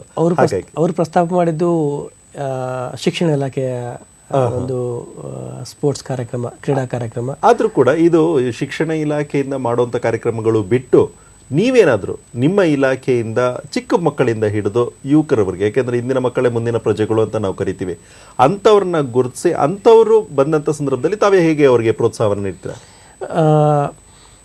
ನಮ್ಮದು ಸ್ಟಾರ್ಟ್ ಆಗೋದು ಆ್ಯಕ್ಚುಲಿ ತಾಲೂಕಾ ಮಟ್ಟದಿಂದ ಇದು ಕಾರ್ಯಕ್ರಮ, ಏನು ಸ್ಪರ್ಧಾ ಕಾರ್ಯಕ್ರಮಗಳು. ಒಂದು ದಸರಾ ಇರಬಹುದು, ಇನ್ನೊಂದು ಗ್ರಾಮೀಣ ಕ್ರೀಡಾಕೂಟ ಇರಬಹುದು. ಇವೆರಡನ್ನ ಬಿಟ್ಟರೆ ನಾವು ಈ ವರ್ಷದಿಂದ ಗ್ರಾಮೀಣ ಕ್ರೀಡೋತ್ಸವ ಅಂತ ಒಂದು ಕಾರ್ಯಕ್ರಮ ಮಾಡಿ ಗ್ರಾಮೀಣ ಕ್ರೀಡೆಗಳನ್ನು ಗುರುತಿಸಿ ಅವುಗಳಿಗೆ ಹೆಚ್ಚಿನ ಪ್ರೋತ್ಸಾಹ ನೀಡಬೇಕನ್ನೋ ಉದ್ದೇಶದಿಂದ ಒಂದು ಹೊಸ ಕಾರ್ಯಕ್ರಮದ ಬಗ್ಗೆ ಹೇಳ್ತಾ ಇದ್ರೆ, ಆದ್ರೆ ಅದಕ್ಕಿಂತ ಮುಂಚೆ ಒಂದು ಕರೆಯನ್ನು ತೆಗೆದುಕೊಂಬೋಣ. ಬಿಡದಿಯಿಂದ ಕರೆ ಇರುವಂತದ್ದು ವೀರಭದ್ರಯ್ಯವರು ಕೇಳಿ ತಮ್ಮ ಪ್ರಶ್ನೆಯನ್ನ. ಹಲೋ ಕೇಳಿ ಪ್ರಶ್ನೆ. ನಮಸ್ಕಾರ ಸರ್. ನಮಸ್ಕಾರ. ವೀರಾಜಪೇಟೆ ವೀರಭದ್ರಯ್ಯ ಬಿಡದಿಯಿಂದ ಸರ್. ಕೇಳಿ ಸರ್, ಶಾಲಾ ಮಟ್ಟದಲ್ಲಿ ಮತ್ತೆ ಹೋಬಳಿ ಮಟ್ಟದಲ್ಲಿ ದೈಹಿಕ ಶಿಕ್ಷಕರೇ ಇಲ್ಲ ಎಷ್ಟೋ ಶಾಲೆಗಳಲ್ಲಿ. ಅದಕ್ಕೆ ತಮ್ಮ ಇಲಾಖೆಯಿಂದ ಯಾವ ರೀತಿ ಹೋಬಳಿ ಮಟ್ಟದಲ್ಲಿ ಮತ್ತೆ ಶಾಲಾ ಮಟ್ಟದಲ್ಲಿ ತಮ್ಮ ಇಲಾಖೆಯಿಂದ ಅಧಿಕಾರಿಗಳು ಯಾವ ರೀತಿ ನಿಯೋಜನೆ ಮಾಡ್ತೀರಾ ಅನ್ನೋ ಕಾರ್ಯಕ್ರಮನೇ ಇರೋದಿಲ್ಲ. ಮತ್ತೆ ಅವ್ರು ಯಾವ ರೀತಿ ದೈಹಿಕ ಶಿಕ್ಷಕರು ಇಲ್ಲದೆ ಇರುವಾಗ ತಮ್ಮ ಇಲಾಖೆಯಿಂದ ಮತ್ತೆ ಅವ್ರ ಇದರಿಂದ ಯಾವ ರೀತಿ ನೀವು ಕಾರ್ಯಕ್ರಮ ಏರ್ಪಡಿಸಿ ಅವ್ರನ್ನ ಗುರುತಿಸ್ತೀರಾ ಅಂತ ಹೇಳ್ತಾರೆ ವೀರಭದ್ರಯ್ಯ ಅವರೇ. ಅವ್ರು ಕೇಳ್ತಾ ಇರೋದು ಈ ಎಸ್ಪೆಷಲಿ ಕ್ರೀಡೆ ಬಗ್ಗೆ ಕೇಳ್ತಾ ಇದ್ದಾರೆ ದೈಹಿಕ ಶಿಕ್ಷಕರು. ನಾವು ಆಕ್ಚುಲಿ ಇದು ನೇರವಾಗಿ ನಮಗೆ ಬರೋದಿಲ್ಲ. ಆದರೂ ಸಹ ಒಂದು ಹೇಳಬೇಕು ಅಂತಂದರೆ, ನಮ್ಮ ಇಲಾಖೆಯಲ್ಲಿ ಇರುವಂಥ ತರಬೇತುದಾರರು ಜೊತೆಗೆ ಶಿಕ್ಷಣ ಇಲಾಖೆಯಲ್ಲಿರುವಂಥ ದೈಹಿಕ ಶಿಕ್ಷಕರ ಒಂದು ಸಹಯೋಗದಿಂದ ನಾವು ಗ್ರಾಮೀಣ ಮಟ್ಟದಲ್ಲೂ ಸಹ ಈ ಒಂದು ಟ್ಯಾಲೆಂಟ್ ಹಂಟ್ ಅಂತ ಏನಂತೀವಿ ಅದನ್ನು ಮಾಡ್ತೀವಿ. ನಮ್ಮಲ್ಲಿ ಇರುವಂತಹ ಕ್ರೀಡಾ ಶಾಲೆ ಮತ್ತು ನಿಲಯಗಳೇನಿದ್ದಾವೆ, 23 ಕ್ರೀಡಾ ಶಾಲೆ ಮತ್ತು 7 ಕ್ರೀಡಾ ನಿಲಯಗಳೇನಿದ್ದಾವೆ, ಈ ಕ್ರೀಡಾ ಶಾಲಾ ನಿಲಯಗಳಿಗೆ ಅಂಡರ್ 11 ಮಕ್ಕಳನ್ನ 5ನೇ ತರಗತಿಗೆ ನಾವು ಅಡ್ಮಿಷನ್ ತೊಗೊತೀವಿ. ಅದಕ್ಕಾಗಿ ನಾವು ಗ್ರಾಮೀಣ ಮಟ್ಟಕ್ಕೆ ಹೋಗಿ ನಮ್ಮ ತರಬೇತುದಾರರ ಜೊತೆಗೆ ದೈಹಿಕ ಶಿಕ್ಷಕರ ಸಹಯೋಗದೊಂದಿಗೆ ನಾವು ಮಕ್ಕಳನ್ನು ಗುರುತಿಸಿ ಅವರಿಗೆ ಅವರ ಬ್ಯಾಟ್ರಿ ಟೆಸ್ಟ್ ಮಾಡಿ ಅರ್ಹ ಇರುವಂತಹ ಮಕ್ಕಳನ್ನು ಗುರುತಿಸಿ ಅವರನ್ನು ನಾವು ನಮ್ಮ ಕ್ರೀಡಾಶಾಲಾ ನಿಲಯಕ್ಕೆ ನಾವು ಅವರಿಗೆ ಅಡ್ಮಿಷನ್ನ ಕೊಡ್ತಾ ಇದ್ದೀವಿ. ಅಲ್ಲಿ ವೈಜ್ಞಾನಿಕವಾಗಿ ತರಬೇತಿ ನೀಡಿ ಅವರಲ್ಲಿರುವಂಥ ಪ್ರತಿಭೆಗೆ ಅನುಗುಣವಾಗಿ ನಾವು ತರಬೇತಿ ನೀಡಿ ಅವರನ್ನು ಮುಂದಿನ ದಿನಗಳಲ್ಲಿ ರಾಜ್ಯ, ರಾಷ್ಟ್ರ ಮತ್ತು ಅಂತಾರಾಷ್ಟ್ರ ಮಟ್ಟದಲ್ಲಿ ಸಾಧನೆ ಮಾಡೋದಕ್ಕೆ ನಾವು ಪ್ರೇರೇಪಣೆ ನೀಡ್ತಾ ಇದ್ದೀವಿ. ಮತ್ತು ಈಗ ತಾವೊಂದು ಮಾತು ಹೇಳ್ತಾ ಇದ್ರಿ, ಏನು ಅಂತಂದರೆ ಸ್ಥಳೀಯವಾಗಿ ಅವರಿಗೆ ಪ್ರಶಸ್ತಿಯನ್ನು ಕೊಡುವಂಥದ್ದು ಕೂಡ ಹೊಸದಾಗಿ ಯೋಜನೆ ಕೂಡ ಹಮ್ಮಿಕೊಂಡಿದ್ದೀವಿ ಅಂತ. ಏನದು ಆ ಪ್ರಶಸ್ತಿ? ಈಗ ನಾವು ಮೊದಲಿಂದನೂ ಜಿಲ್ಲಾ ಮಟ್ಟದಲ್ಲಿ ಏನು ಯುವಜನರು ಯುವ ಸಂಘಗಳ ಮುಖಾಂತರ ಈ ಸಮುದಾಯ ಅಭಿವೃದ್ಧಿಯಲ್ಲಿ ತೊಡಕೊಂಡಿದ್ದಾರೆ ಅವರನ್ನು ಗುರುತಿಸಿ ಅವರಿಗೆ ವೈಯಕ್ತಿಕವಾಗಿ ಕ್ರೀಡಾ ಪ್ರಶಸ್ತಿ ನೀಡುವುದು, ಜೊತೆಗೆ ಸಾಂಘಿಕವಾಗಿ ಪ್ರಶಸ್ತಿ ನೀಡುವಂಥ ಒಂದು ಕಾರ್ಯಕ್ರಮ ಇದೆ. ಜೊತೆಗೆ ಅವರನ್ನು ರಾಜ್ಯ ಮಟ್ಟದಲ್ಲಿ ಗುರುತಿಸುವಂಥ ಒಂದು ಕಾರ್ಯಕ್ರಮ ಆಗಬೇಕಂತೇಳಿ ರಾಜ್ಯ ಮಟ್ಟದಲ್ಲೂ ಸಹ ನಾವು ಯುವ ಪ್ರಶಸ್ತಿ, ಸ್ವಾಮಿ ವಿವೇಕಾನಂದರ ಹೆಸರಲ್ಲಿ ವಿವೇಕಾನಂದ ರಾಜ್ಯ ಯುವ ಪ್ರಶಸ್ತಿಯನ್ನು ನೀಡ್ತಾ ಇದ್ದೀವಿ. ಜೊತೆಗೆ ಸಂಘ ಪ್ರಶಸ್ತಿಯನ್ನು ಸಹ ನೀಡ್ತಾ ಇದ್ದೀವಿ.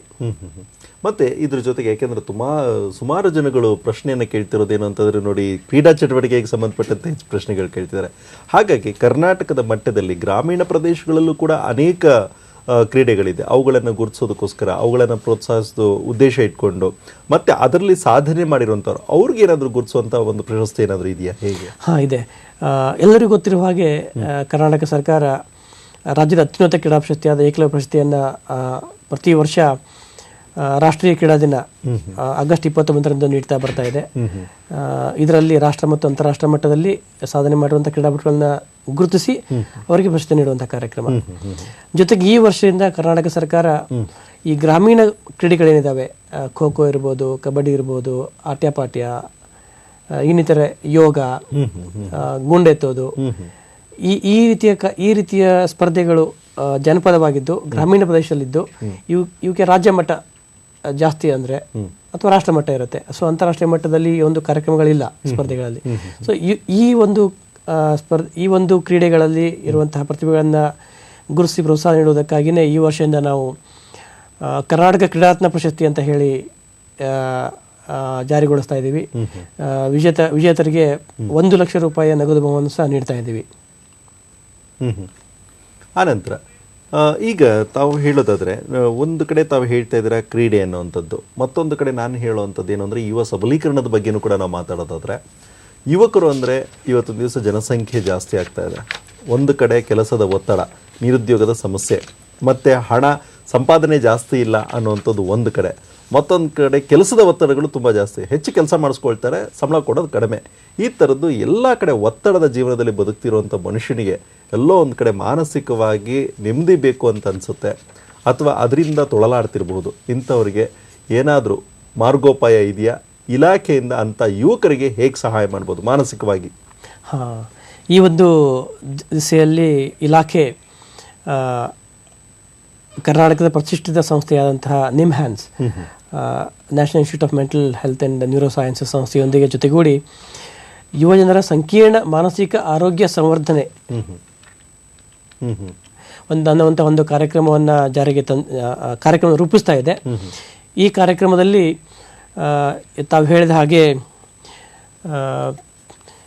ಯುವಜನರು ಇತ್ತೀಚಿನ ದಿನಗಳಲ್ಲಿ ಶೈಕ್ಷಣಿಕ ಕ್ಷೇತ್ರ ಇರ್ಬೋದು, ಉದ್ಯೋಗ ಕ್ಷೇತ್ರ ಇರ್ಬೋದು, ಆಮೇಲೆ ವೈಯಕ್ತಿಕ ಜೀವನ ಇರಬಹುದು, ಎಲ್ಲದರಲ್ಲೂ ಒಂದು ರೀತಿಯ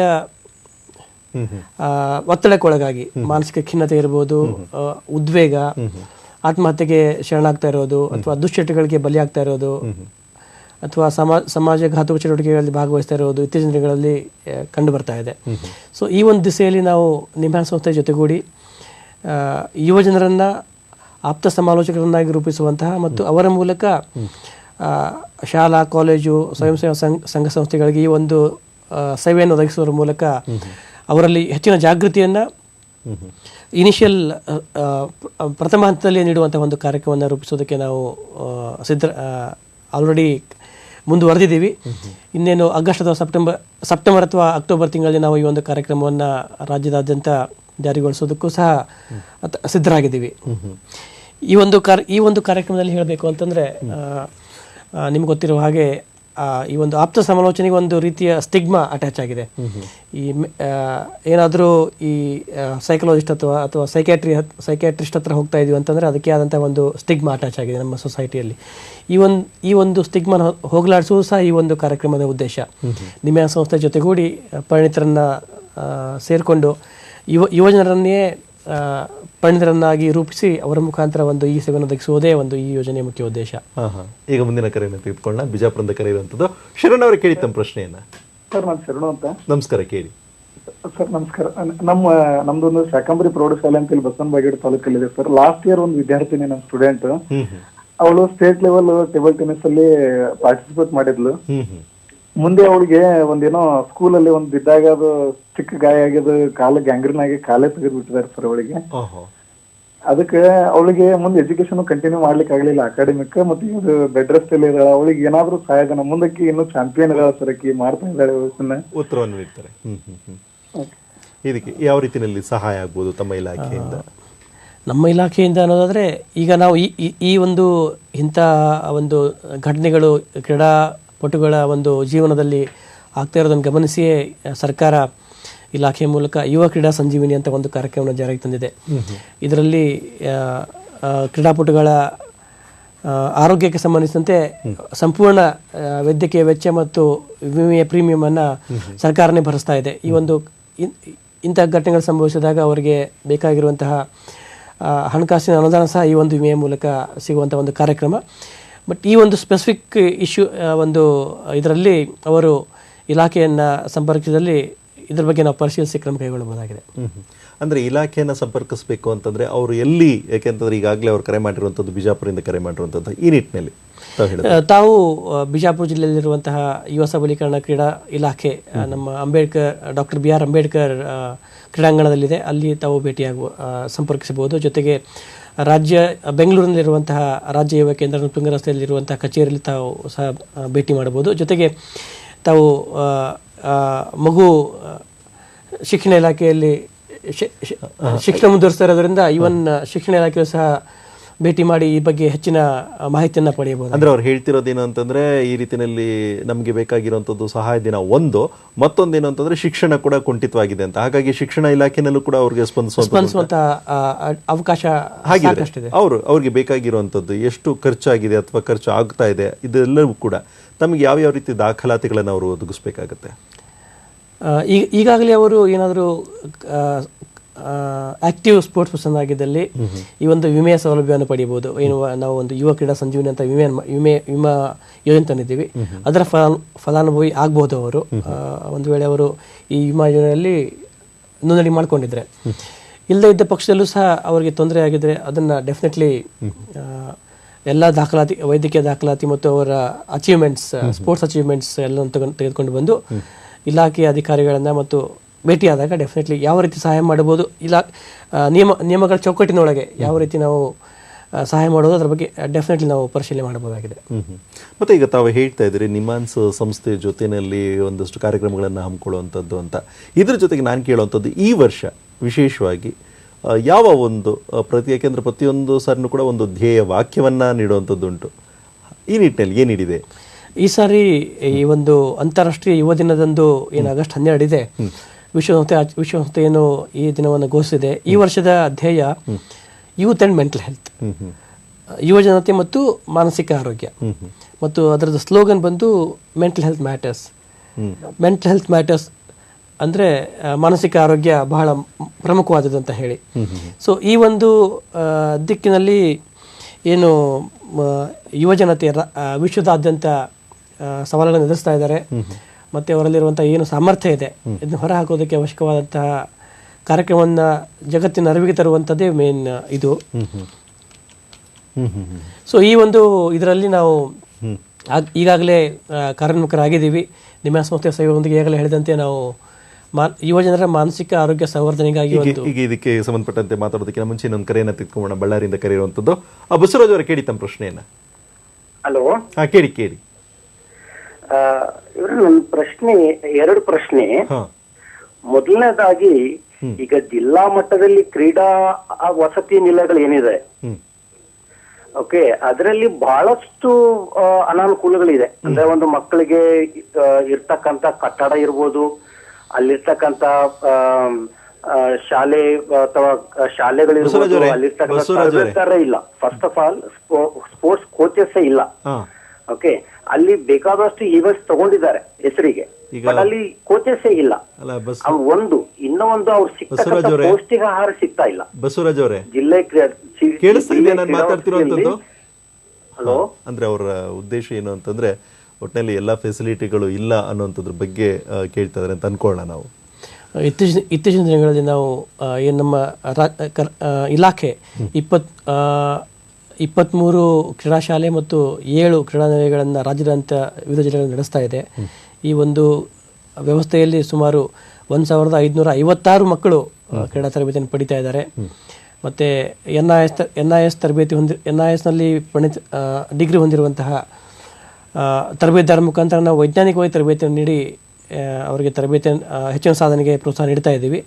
ಜೊತೆಗೆ ಕ್ರೀಡಾ ಶಾಲೆಯಲ್ಲಿ ಪೌಷ್ಟಿಕ ಆಹಾರದ ಬಗ್ಗೆ ಹೇಳಿದರು. ನಾವು CFTRI ಪ್ರತಿಷ್ಠಿತ ಸಂಸ್ಥೆ ಮೈಸೂರಿನಲ್ಲಿರುವಂತಹ ಒಂದು ಸೆಂಟ್ರಲ್ ಫುಡ್ ರಿಸರ್ಚ್ ಇನ್ಸ್ಟಿಟ್ಯೂಟ್ ಅವರಿಂದ ಮೆನುವನ್ನು ತಯಾರಿಸಿ ಅದನ್ನು ಅಪ್ರೂವ್ ಮಾಡಿಕೊಂಡು ಅದೇ ರೀತಿಯಾದ ಪೌಷ್ಟಿಕ ಆಹಾರವನ್ನು ನಾವು ಮಕ್ಕಳಿಗೆ ಕ್ಯಾಲರಿ ಬೇಸ್ಡ್ ಕ್ಯಾಲ್ಕುಲೇಟ್ ಮಾಡಿ ನೀಡ್ತಾ ಇದ್ದೀವಿ. ಜೊತೆಗೆ ಇಲ್ಲಿ ಇರುವಂಥ ಎಲ್ಲ ಮಕ್ಕಳಿಗೆ ನಾವು ಉಚಿತವಾಗಿ ಊಟೋಪಹಾರ ವ್ಯವಸ್ಥೆ, ಕ್ರೀಡಾ ಕಿಟ್ ಕೊಡ್ತಾ ಇದ್ದೀವಿ, ಮತ್ತು ವಿಮಾ ಪಾಲಿಸಿ ಮಾಡಿಸಿದ್ದೀವಿ ಅವರಿಗೆ. ಮತ್ತು ವೈಜ್ಞಾನಿಕ ತರಬೇತಿ ನೀಡಿ ಅವರಿಗೆ ರಾಜ್ಯ ಮತ್ತು ರಾಷ್ಟ್ರ ಮಟ್ಟದಲ್ಲಿ ಭಾಗವಹಿಸೋದಕ್ಕೆ ನಾವು ಫ್ರೀಯಾಗಿ ಉಚಿತವಾಗಿ ಅವ್ರನ್ನ ಕರ್ಕೊಂಡು ಹೋಗಿ ಎಕ್ಸ್ಪೋಜರ್ ಕೊಡ್ತಾ ಇದ್ದೀವಿ. ಸೊ ಸಾಕಷ್ಟು ವ್ಯವಸ್ಥೆಗಳನ್ನು ರೂಪಿಸಿದ್ದೀವಿ. ಅವ್ರು ಹೇಳಿದಾಗ ಇನ್ನೂ ಇಂಪ್ರೂವ್ಮೆಂಟ್ ಮಾಡೋದಕ್ಕೆ ಅವಕಾಶ ಇದೆ. ಡೆಫಿನೆಟ್ಲಿ ನಾವು ಮುಂಬರುವ ದಿನಗಳಲ್ಲಿ ಎಲ್ಲೆಲ್ಲಿ ಕೊರತೆಗಳಿದ್ದಾವೆ ಅದನ್ನು ಸರಿಪಡಿಸೋದಕ್ಕೆ ವ್ಯವಸ್ಥೆಗಳು ಮಾಡ್ತೀವಿ, ಕ್ರಮ ಕೈಗೊಳ್ತೀವಿ. ಈಗ ಮುಂದಿನ ಕರೆಯನ್ನು ತೆಗೆದುಕೊಳ್ಳೋಣ. ಗುಲ್ಬರ್ಗದಿಂದ ಕರೆಯುವಂಥದ್ದು SS ಬೆಳಮ ಅವರು ಕರೆ ಮಾಡಿದ್ದಾರೆ. ಕೇಳಿ ತಮ್ಮ ಪ್ರಶ್ನೆಯನ್ನ. ಹಲೋ, ಕೇಳಿ ತಮ್ಮ ಪ್ರಶ್ನೆ. ಸರ್ ನಮಸ್ಕಾರ. ನಮಸ್ಕಾರ. ನಾನು ಇಲ್ಲಿ ಗುಲ್ಬರ್ಗದ ಸ್ವಾಮಿ ವಿವೇಕಾನಂದ ನಗರದಿಂದ ಶರಣಪ್ಪ S ಬೆಳಮತ್ ಅಂತ ಮಾತಾಡೋದು. ಕೇಳಿ ಸರ್, ಆಕ್ಚುಲಿ ನನ್ನ ಪ್ರಶ್ನೆ ಏನಂದ್ರೆ, ಈಗಾಗಲೇ ನಮ್ಮ ಮಗಳು ಏನ್ ಮಾಡಿದ್ದಾಳೆ ಸರ್, ತಾಲೂಕು ಮಟ್ಟ, ಜಿಲ್ಲಾ ಮಟ್ಟ, ರಾಜ್ಯ ಮಟ್ಟ, ರಾಷ್ಟ್ರ ಮಟ್ಟ, ಅಂತಾರಾಷ್ಟ್ರ ಮಟ್ಟದಲ್ಲಿ ಕೂಡ ಅಚೀವ್ಮೆಂಟ್ಸ್ ಇದೆ ಅವಳಿಗೆ. ಆದ್ರೆ ನಮ್ಮ ಮಹಿಳಾ ಮತ್ತು ಇದು ಏನಂತಾರೆ ನಮ್ಗೆ ಕ್ರೀಡಾ ಇಲಾಖೆಯಿಂದ ನನ್ನ ಮಕ್ಕಳಿಗೆ ಸಿಗತಕ್ಕಂತ ಸಹಾಯ ಸವಲತ್ತುಗಳು ಇನ್ನೂವರೆಗೆ ಯಾವುದೂ ಸಿಕ್ಕಿಲ್ಲ ಸರ್. ಈಗ ಉದಾಹರಣೆ ಇನ್ಶೂರೆನ್ಸ್ ಮಾಡಿದ್ದೀರಿ, ಆಮೇಲೆ ಪ್ರವೇಶ ಫೀಸ್ ಗಳನ್ನು ಯಾವ ಫೆಸಿಲಿಟೀಸ್ ಬೇಕು ಅಂತ ಕೇಳ್ತಿದ್ರ. ಆಮೇಲೆ 3-4 ಸಲ ನಾ ಏಕಲವ್ಯ ಪ್ರಶಸ್ತಿ ಸಲಕ ನಾನು ಅಚೀವ್ಮೆಂಟ್ ಹಾಕಿದ್ದೇನೆ ಸರ್, ಅದರಲ್ಲಿ ಕೂಡ ಇದು ಮಾಡಿಲ್ಲ. ಇಲ್ಲಿ ನಮ್ಮವ್ರು ಏನ್ ಮಾಡ್ತಾ ಇದ್ದಾರೆ, ಅದು ಬರಲ್ಲ ಇದು ಬರಲ್ಲ ಅಂತ ಕಿಶನ್ ನಮ್ಗೆ ಟಾರ್ಚರ್ ಮಾಡ್ತಾ ಇದ್ದಾರೆ. ದಯವಿಟ್ಟು ಏನ್ ಮಾಡಿ ನಮ್ಮ ಮಗಳ ಹೆಸರು ಬರ್ಕೊಂಡು ನೀವು ಸ್ವಲ್ಪ ಇಲಾಖೆಯಿಂದ ನಮ್ಗೆ ಸಹಾಯ ಸವಲತ್ತುಗಳು ಸಿಗುವ ಹಾಗೆ ಉತ್ತರವನ್ನ ನೀಡ್ತಾರೆ. ಹಲೋ, ಉತ್ತರವನ್ನ ನೀಡ್ತಾರೆ ಬೆಳಮ ಅವರೇ. ಈಗ ಏಕಲವ್ಯ ಪ್ರಶಸ್ತಿಗೆ ಸಂಬಂಧಿಸಿದಂತೆ ನಾವು ಡಿಸಿಪ್ಲಿನ್ ಐಡೆಂಟಿಫೈ ಮಾಡಿದ್ದೀವಿ. ಆ ಒಂದು ಕ್ರೀಡಾ ಡಿಸಿಪ್ಲಿನಲ್ಲಿ ಸಾಧನೆ ಮಾಡಿದರೆ ಡೆಫಿನೆಟ್ಲಿ ಅವರು ಅಪ್ಲಿಕೇಶನ್ ಹಾಕ್ಬೋದು. ತುಂಬ ಪಾರದರ್ಶಕವಾಗಿ ನಾವು ಒಂದು ಏನು ಆಯ್ಕೆ ಪ್ರಕ್ರಿಯೆಯನ್ನು ಸ್ಕ್ರೂಟಿನಿಯನ್ನು ಮಾಡ್ತೀವಿ. ಅದಕ್ಕಾಗಿ ಇಂಟರ್ನೆಟ್ಲೂ ಸಹ ನಾವು ಅಪ್ಲಿಕೇಶನ್ನ ಬಿಟ್ಟಿದ್ದೀವಿ. ಇವನ್ ದೆಮ್ಸೆಲ್ಸ್ ಅವರೇ ತಾವಾಗಿಯೇ ಆ ಒಂದು ಫಾರ್ಮ್ಯಾಟ್ನ ಫಿಲ್ಅಪ್ ಮಾಡಿ ಎಷ್ಟು ಮಾರ್ಕ್ಸ್ ಬರುತ್ತೆ ಅಂತ ನಾವು ಅವರೇ ಕ್ಯಾಲ್ಕುಲೇಟ್ ಮಾಡ್ಬೋದು. ಒಂದು ಮ್ಯಾಟ್ರಿಕ್ಸ್ ಸಹ ಹಾಕಿದ್ವಿ ನಾವು. ಸೊ ಹಾಗೆ ಇದರಲ್ಲಿ ಯಾವುದೇ ರೀತಿಯ ಮ್ಯಾನಿಪುಲೇಟ್ ಮಾಡುವಂಥದ್ದು, ಬಯಾಸ್ಟಿಟಿ ಇರುವಂಥದ್ದು ಅದಕ್ಕೆ ಅವಕಾಶ ಇಲ್ಲವೇ ಇಲ್ಲ. ತುಂಬ ಪಾರದರ್ಶಕವಾಗಿ ನಾವು ಎಲ್ಲ ಕ್ರೀಡಾಪಟುಗಳಿಂದ ಅರ್ಜಿಗಳನ್ನು ಆಹ್ವಾನಿಸಿ ಸ್ಕ್ರೂಟನಿ ಮಾಡಿ ಮಾರ್ಕ್ಸ್ ಬೇಸಿಸ್ ಮೇಲೆ ಅವರಿಗೆ ನಾವು ಏಕಲವ್ಯ ಪ್ರಶಸ್ತಿ ನೀಡ್ತಾ ಇದ್ದೀವಿ ಹೊರತು ಯಾವುದೇ ಒಂದು ಇಲ್ಲಿ ಆಬ್ಜೆಕ್ಟಿವ್ ಇದೆ, ಸಬ್ಜೆಕ್ಟಿವಿಟಿ ಇಲ್ಲ ಇಲ್ಲಿ. ಸೊ ಹೀಗಾಗಿ ಅವರು ತಮ್ಮ ಮಗುವಿಗೆ ಸಂಬಂಧಿಸಿದ ಎಲ್ಲ ದಾಖಲಾತಿಗಳನ್ನು ಅಸೋಸಿಯೇಷನ್ ಮುಖಾಂತರ ಅಥವಾ ನಮ್ಮ ಇಲಾಖೆ, ನಮ್ಮ ಡಿಸ್ಟಿಕ್ ಜಿಲ್ಲಾ ಕಚೇರಿ ಅದರ ಮುಖಾಂತರ ಸಲ್ಲಿಸಿದಲ್ಲಿ ಡೆಫಿನೆಟ್ಲಿ ಅದನ್ನು ಪರಿಶೀಲಿಸಬಹುದಾಗಿದೆ. ಆಮೇಲೆ ಇನ್ನೂ ಒಂದು ಮಾತು ಹೇಳ್ತಿದ್ರು, ಏನು ಅಂತಂದರೆ ಅವ್ರು ಕೇಳ್ತಿದ್ದು ನಮಗೆ ಅಂಥ ಸವಲತ್ತುಗಳೆಲ್ಲ ಸಿಗಬೇಕಾಗಿದೆ, ಈಗ ಇನ್ಶೂರೆನ್ಸ್ ಇರ್ಬೋದು ಆ ಥರದ್ದೆಲ್ಲ ಪಡ್ಕೊಳ್ಬೇಕು ಅಂದರೆ ಹೇಗೆ ಪಡ್ಕೊಳ್ಬೋದು ಅಂತ. ಇನ್ಶೂರೆನ್ಸ್ ಪಡ್ಕೊಳ್ಳೋದಕ್ಕೆ ಅವರು ಯಾವ ಕ್ರೀಡೆಯಲ್ಲಿ ಭಾಗವಹಿಸ್ತಾರೆ ಅಂತ ಹೇಳಿಲ್ಲ. ಆ ಕ್ರೀಡೆಯಲ್ಲಿರುವಂತಹ ತರಬೇತುದಾರರಿಗೆ ನಾವು ಈಗಾಗಲೇ ಎಲ್ಲ ತರಬೇತುದಾರರಿಗೆ ಮತ್ತು ಜಿಲ್ಲಾ ಕಚೇರಿಗಳಿಗೆ ಈಗಾಗಲೇ ಮಾಹಿತಿಯನ್ನು ನೀಡಿದ್ದೀವಿ. ಸೊ ಅರ್ಜಿಗಳು ಸಹ ಇದ್ದಾವೆ. ಸೊ ಆ ಅರ್ಜಿಗಳನ್ನು ಪಡೆದುಕೊಂಡು ಮಾಹಿತಿಯನ್ನು ನೀಡಿದಲ್ಲಿ ಡೆಫಿನೆಟ್ಲಿ ಅವರಿಗೆ ನಾವು ಈ ಒಂದು ಕ್ರೀಡಾ ವಿಮೆಯ ಸೌಲಭ್ಯವನ್ನು ನೀಡಬಹುದಾಗಿದೆ. ಯಾಕೆಂತಂದರೆ ಕೇವಲ ನೋಡಿ, ಈಗ ಎಷ್ಟೋ ಫೆಸಿಲಿಟೀಸ್ ಇದೆ ಅಂತ ತಾವು ಹೇಳ್ತಾ ಇದ್ದಾರೆ, ಇಂಥ ಸೌಲಭ್ಯಗಳೆಲ್ಲ ಅವರಿಗೆಲ್ಲ ಸಿಗಬೇಕಾಗತ್ತೆ. ಸಿಗದೇ ಇರುವಂಥದ್ದು ಒಂದು ಕಡೆ ಆದರೆ ಮತ್ತೊಂದು ಕಡೆ ಈ ದುರ್ಬಳಕೆಗಳು ಆಗಬಹುದು, ಮತ್ತು ಆ ವ್ಯವಹಾರಗಳು ಅನ್ನುವಂಥ ಪದಗಳನ್ನು ಕೂಡ ನಮ್ಮ ಜನಗಳು ಬಳಸ್ತಿರ್ತಾರೆ. ಇಂಥದ್ದನ್ನು ಪತ್ತೆ ಹಚ್ಚುವಂಥ ಕೆಲಸಗಳಿರ್ಬೋದು, ಇಂಥದ್ರ ಬಗ್ಗೆ ಮಾಹಿತಿ ತಾವು ನೇರವಾಗಿ ಜನಗಳಿಂದ ಪಡ್ಕೊಳ್ಳೋವಂಥದ್ದು, ಇಂಥದ್ರ ಬಗ್ಗೆ ತಾವೇನು ಕೆಲಸ ಮಾಡ್ತಿದ್ದೀರಾ? ಈಗ ಇದ್ರ ಬಗ್ಗೆ ಮಾಹಿತಿ ನೀಡೋದಕ್ಕೆ ನಾವು ನಮ್ಮ ಇಲಾಖೆ ವೆಬ್ಸೈಟಲ್ಲಿ ಇದ್ರ ಬಗ್ಗೆ ಮಾಹಿತಿಯನ್ನು ಎಲ್ಲರಿಗೂ ಸಿಗೋ ರೀತಿಯಲ್ಲಿ ಹಾಕಿದ್ದೀವಿ. ಜೊತೆಗೆ ಪ್ರತಿಯೊಂದು ಜಿಲ್ಲೆಯಲ್ಲಿ ನಾವು ಹೋರ್ಡಿಂಗ್ಸ್ ಮುಖಾಂತರ ಏನು ನಮ್ಮ ಇಲಾಖೆ ಕಾರ್ಯಕ್ರಮಗಳಿದ್ದಾವೆ, ಇದು ವಿಮೆ ಬಗ್ಗೆ ಇರ್ಬೋದು ಅಥವಾ ಏಕಲವ್ಯ ಪ್ರಶಸ್ತಿ ಬಗ್ಗೆ ಇರ್ಬೋದು, ನಗದು ಪುರಸ್ಕಾರ ಬಗ್ಗೆ ಇರ್ಬೋದು, ಇರೋ ಯೋಜನೆಗಳನ್ನು ಕ್ಲಿಯರಾಗಿ ನಾವು ಡಿಸ್ಪ್ಲೇ ಮಾಡಿದ್ದೀವಿ. ಎಲ್ಲ ಯುವಜನರು ಮತ್ತು ಸಾರ್ವಜನಿಕರು ನೋಡಿ ಇದರ ಲಾಭ ಪಡೀಲಿ ಅಂತ ಹೇಳಿ. ಇದರಲ್ಲಿ ಜೊತೆಗೆ ಏನಾದರೂ ದುರ್ಬಳಕೆ ಆಗೋದಕ್ಕೆ ಯಾವುದೇ ಈಗ ಅವಕಾಶಗಳಿಲ್ಲ. ಯಾಕಂದರೆ ಅಕಸ್ಮಾತ್ ದುರ್ಬಳಕೆ ಆಯಿತು ಅಂತಂದರೆ ಅವ್ರು ಎಲ್ಲಿ ದೂರನ್ನು ನೀಡಬಹುದು ಅಂತೀರಾ? ಆದಲ್ಲಿ ಅವರು ಜಿಲ್ಲಾ ಕಚೇರಿ, ನಮ್ಮ ಅಧಿಕಾರಿಗಳಿಂದ ಜಿಲ್ಲಾ ಕಚೇರಿಯಲ್ಲಿ ಅವ್ರ ಮುಖಾಂತರ ಅಥವಾ ಕೇಂದ್ರ ಕಚೇರಿಯಲ್ಲಿ ಡೈರೆಕ್ಟಾಗಿ ನಿರ್ದೇಶಕರಿಗೆ ಅವರು ಇದ್ರ ಬಗ್ಗೆ ದೂರ ನೀಡಬಹುದಾಗಿದೆ. ಅಂದರೆ ನೇರವಾಗಿ ನೀವು ಹೇಳ್ತಿರೋಂಥದ್ದು ದೂರವಾಣಿ ಮೂಲಕ ನೀಡಬೇಕಾಗತ್ತಾ ಅಥವಾ ಲಿಖಿತ ಅರ್ಜಿ ಮೂಲಕ ನೀಡಬೇಕಾಗತ್ತೆ? ಯಾವ ರೀತಿಯಲ್ಲಿ? ಲಿಖಿತವಾಗಿ ನೀಡೋದೇ ಒಳ್ಳೆಯದು.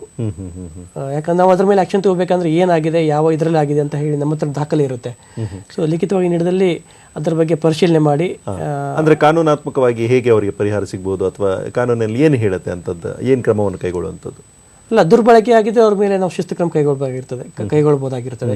ಕ್ರೀಡಾಪಟು ಸುಳ್ಳು ದಾಖಲೆ ನೀಡಿದ್ ಮಾಡಿದ್ರೆ ಅವರಿಗೆ ನಾವು ಬ್ಲಾಕ್ ಲಿಸ್ಟ್ ಸೇರಿಸಬಹುದು. ಮುಂದಿನ ಪ್ರಶಸ್ತಿಗಳಿಗೆ ಅಥವಾ ಅವರಿಗೆ ನಗದು ಬಹುಮಾನ ನೀಡೋದಾಗಲಿ ಅಥವಾ ಬೇರೆ ಕಾಂಪಿಟೇಷನ್ಗೆ ಪಾರ್ಟಿಸಿಪೇಟ್ ಮಾಡೋದಾಗಲಿ ಅಲ್ಲಿ ನಾವು ಅವ್ರ ಮೇಲೆ ಆಕ್ಷನ್ ತಗೋಬಹುದಾಗಿರ್ತದೆ. ಅಧಿಕಾರಿಗಳ ಮೇಲೆ ಯಾವ ರೀತಿಯಲ್ಲಿ ಕ್ರಮ ಕೈಗೊಳ್ತೀವಿ? ಅಧಿಕಾರಿಗಳ ಮೇಲೆ ನಿಯಮಾನುಸಾರ ನಾವು ಏನು ಕೇಸಸ್ ನಿಯಮಗಳಿದ್ದಾವೆ ಅದರಂತೆ ಅದರ ವ್ಯಾಪ್ತಿಗೆ ಒಳಪಟ್ಟು ನಾವು ಶಿಸ್ತು ಕ್ರಮ ಕೈಗೊಳ್ಳಬಹುದಾಗಿರ್ತದೆ.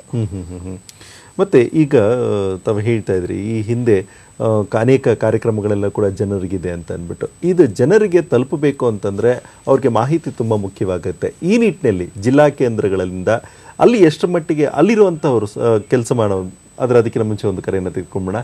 ಬಾಬುರಾವ್ ಕುಲಕರ್ಣಿ ಅವರು ಕರೆ ಮಾಡಿರುವಂಥದ್ದು ಗುಲ್ಬರ್ಗದಿಂದ. ಕೇಳಿ ತಮ್ಮ ಪ್ರಶ್ನೆನ ಕುಲಕರ್ಣಿ ಅವರೇ.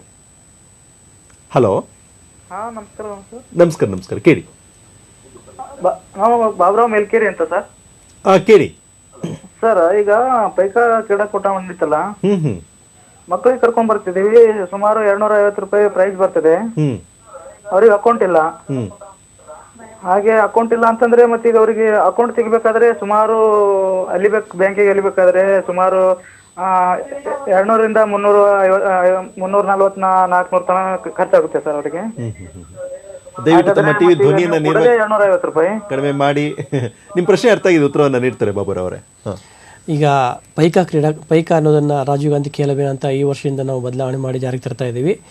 ಈ ಒಂದು ಕಾರ್ಯಕ್ರಮದಲ್ಲಿ ತಾವಾಗಲೇ ಹೇಳಿದಾಗೆ ದುರ್ಬಳಕೆ ಆಗ್ತಾ ಇದೆ, ಕ್ರೀಡಾಪಟುಗಳಿಗೆ ಪ್ರಶಸ್ತಿ ಏನು ಬಹುಮಾನದ ಮೊತ್ತ ಸಿಗ್ತಾ ಇಲ್ಲ ಅನ್ನೋ ದೂರುಗಳು ಮೋಸ್ಟ್ಲಿ ಇದು ದೇಶಾದ್ಯಂತ ಕೇಂದ್ರ ಸರ್ಕಾರ ಗಮನಕ್ಕೆ ಬಂದಿರಬಹುದು.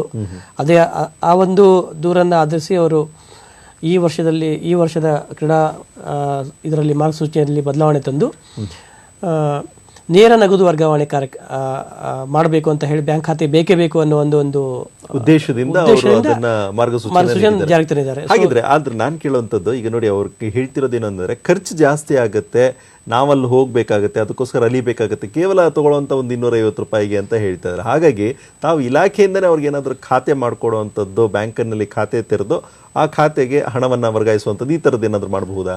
ಇಲ್ಲ, ಅವರು ಅಲ್ಲಿ ಲೋಕಲ್ ಆಗಿ ನಮ್ಮ ಅಧಿಕಾರಿಗಳನ್ನು ಸಂಪರ್ಕಿಸಿದ್ರೆ, ಜಿಲ್ಲಾ ಮಟ್ಟದ ಅಧಿಕಾರಿಗಳನ್ನು ಸಂಪರ್ಕಿಸಿದ್ರೆ ಇದ್ರ ಬಗ್ಗೆ ಅವರು ಸಲಹೆ ನೀಡ್ತಾರೆ. ಯಾವ ಬ್ಯಾಂಕಲ್ಲಿ ತೆಗೆದರೆ ಒಳ್ಳೆಯದಂತ ಅವರು ನಿಯರೆಸ್ಟ್ ಬ್ಯಾಂಕಲ್ಲಿ ತೆಗೆದುಕೊಳ್ಳೋಕ್ಕೂ ಸಹ ಸೂಚನೆ ನೀಡಬಹುದಾಗಿರ್ತದೆ.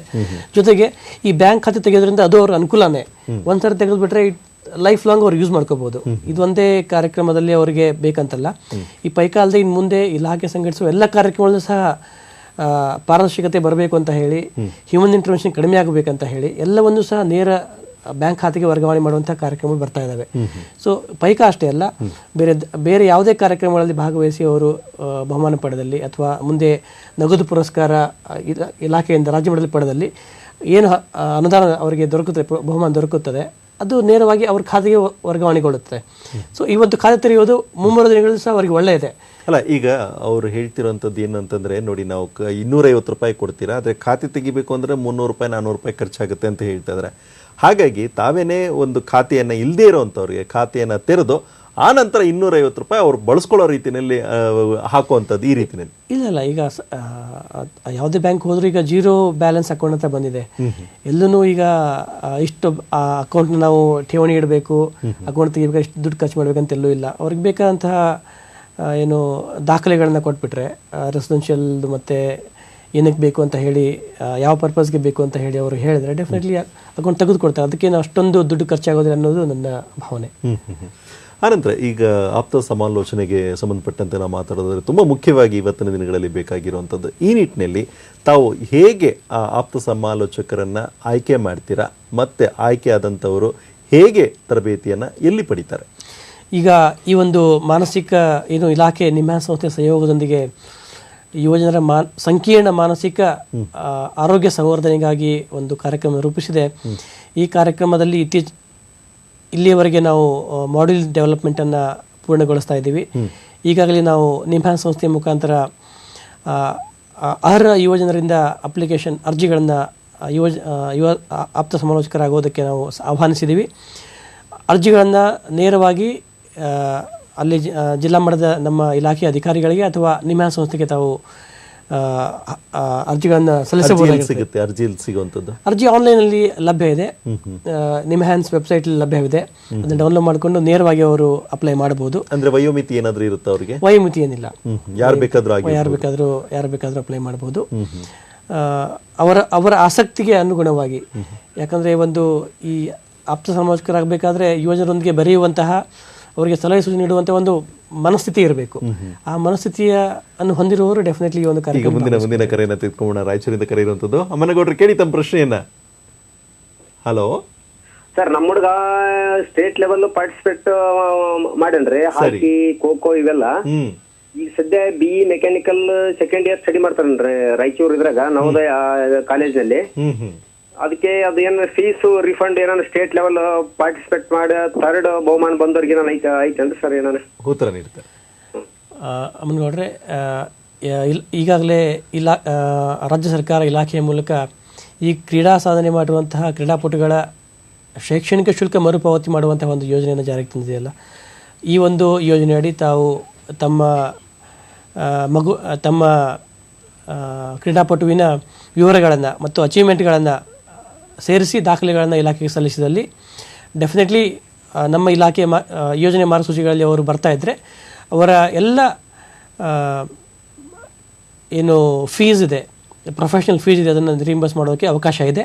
ತಾವು ಈ ಬಗ್ಗೆ ಎಲ್ಲ ದಾಖಲೆಗಳನ್ನು ಇಲಾಖೆಗೆ ಒದಗಿಸಿದಲ್ಲಿ ನಿಯಮಾನುಸಾರ ಕ್ರಮ ಕೈಗೊಳ್ಳಲು ಅವಕಾಶವಿದೆ. ಮತ್ತು ಇದ್ರ ಜೊತೆಗೆ ಯುವಶಕ್ತಿ ಕೇಂದ್ರ ಅನ್ನುವಂಥದ್ದು ಕೂಡ ತಮ್ಮಲ್ಲಿರುವಂಥದ್ದು. ಇದು ಯುವಶಕ್ತಿ ಕೇಂದ್ರ ಅಂದರೆ ಏನು ಮತ್ತು ಹೇಗೆ ಕಾರ್ಯನಿರ್ವಹಿಸ್ತಾ ಇದೆ ಅಂತ?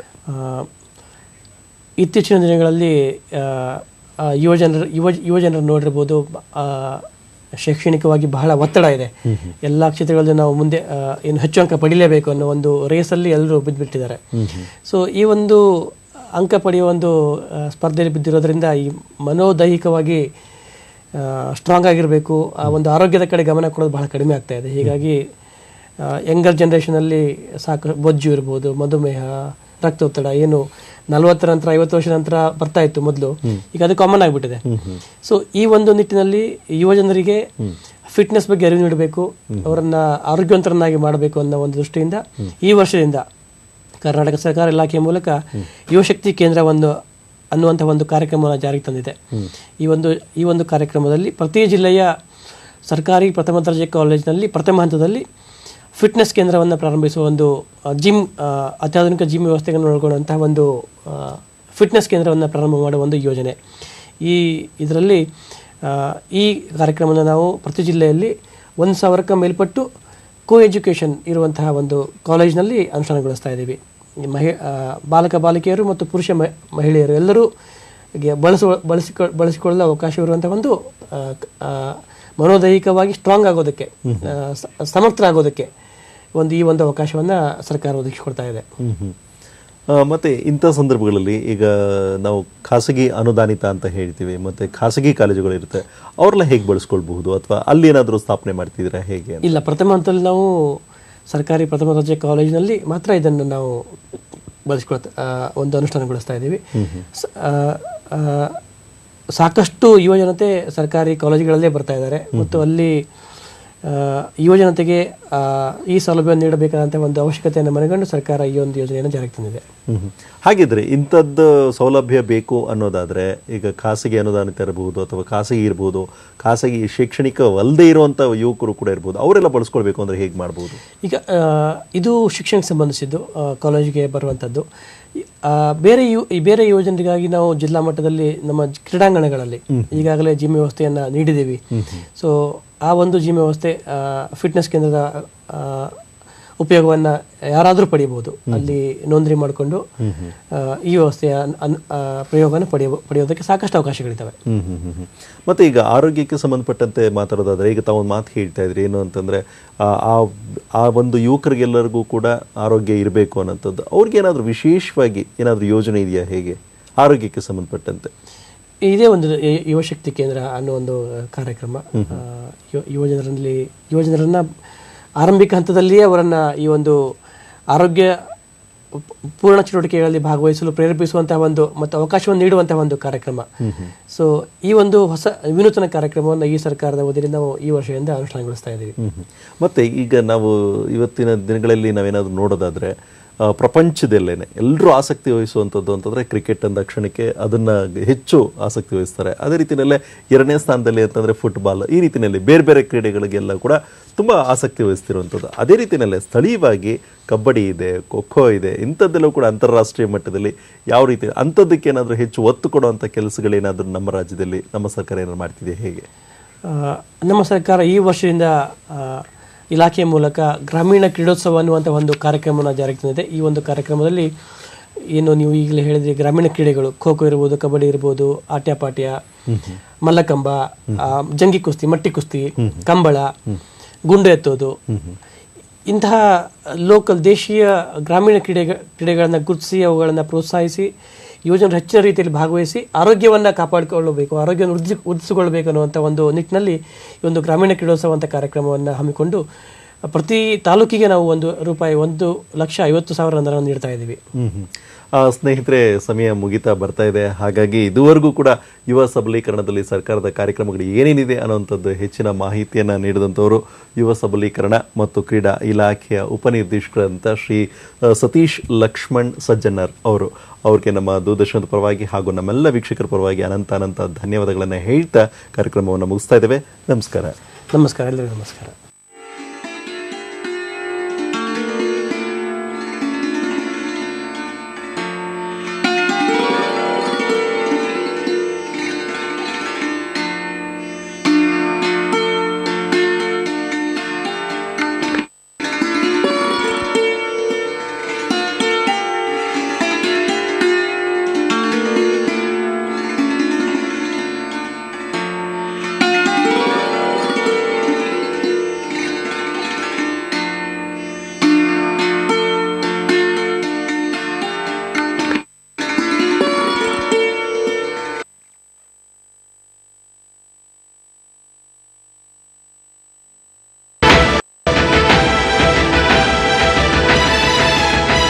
ಬಾರಿಸಿ ಕನ್ನಡ ಡಿಂಡಿಮವ.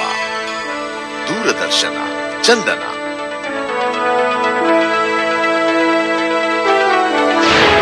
ಇದು ಕನ್ನಡ ವಾಹಿನಿ.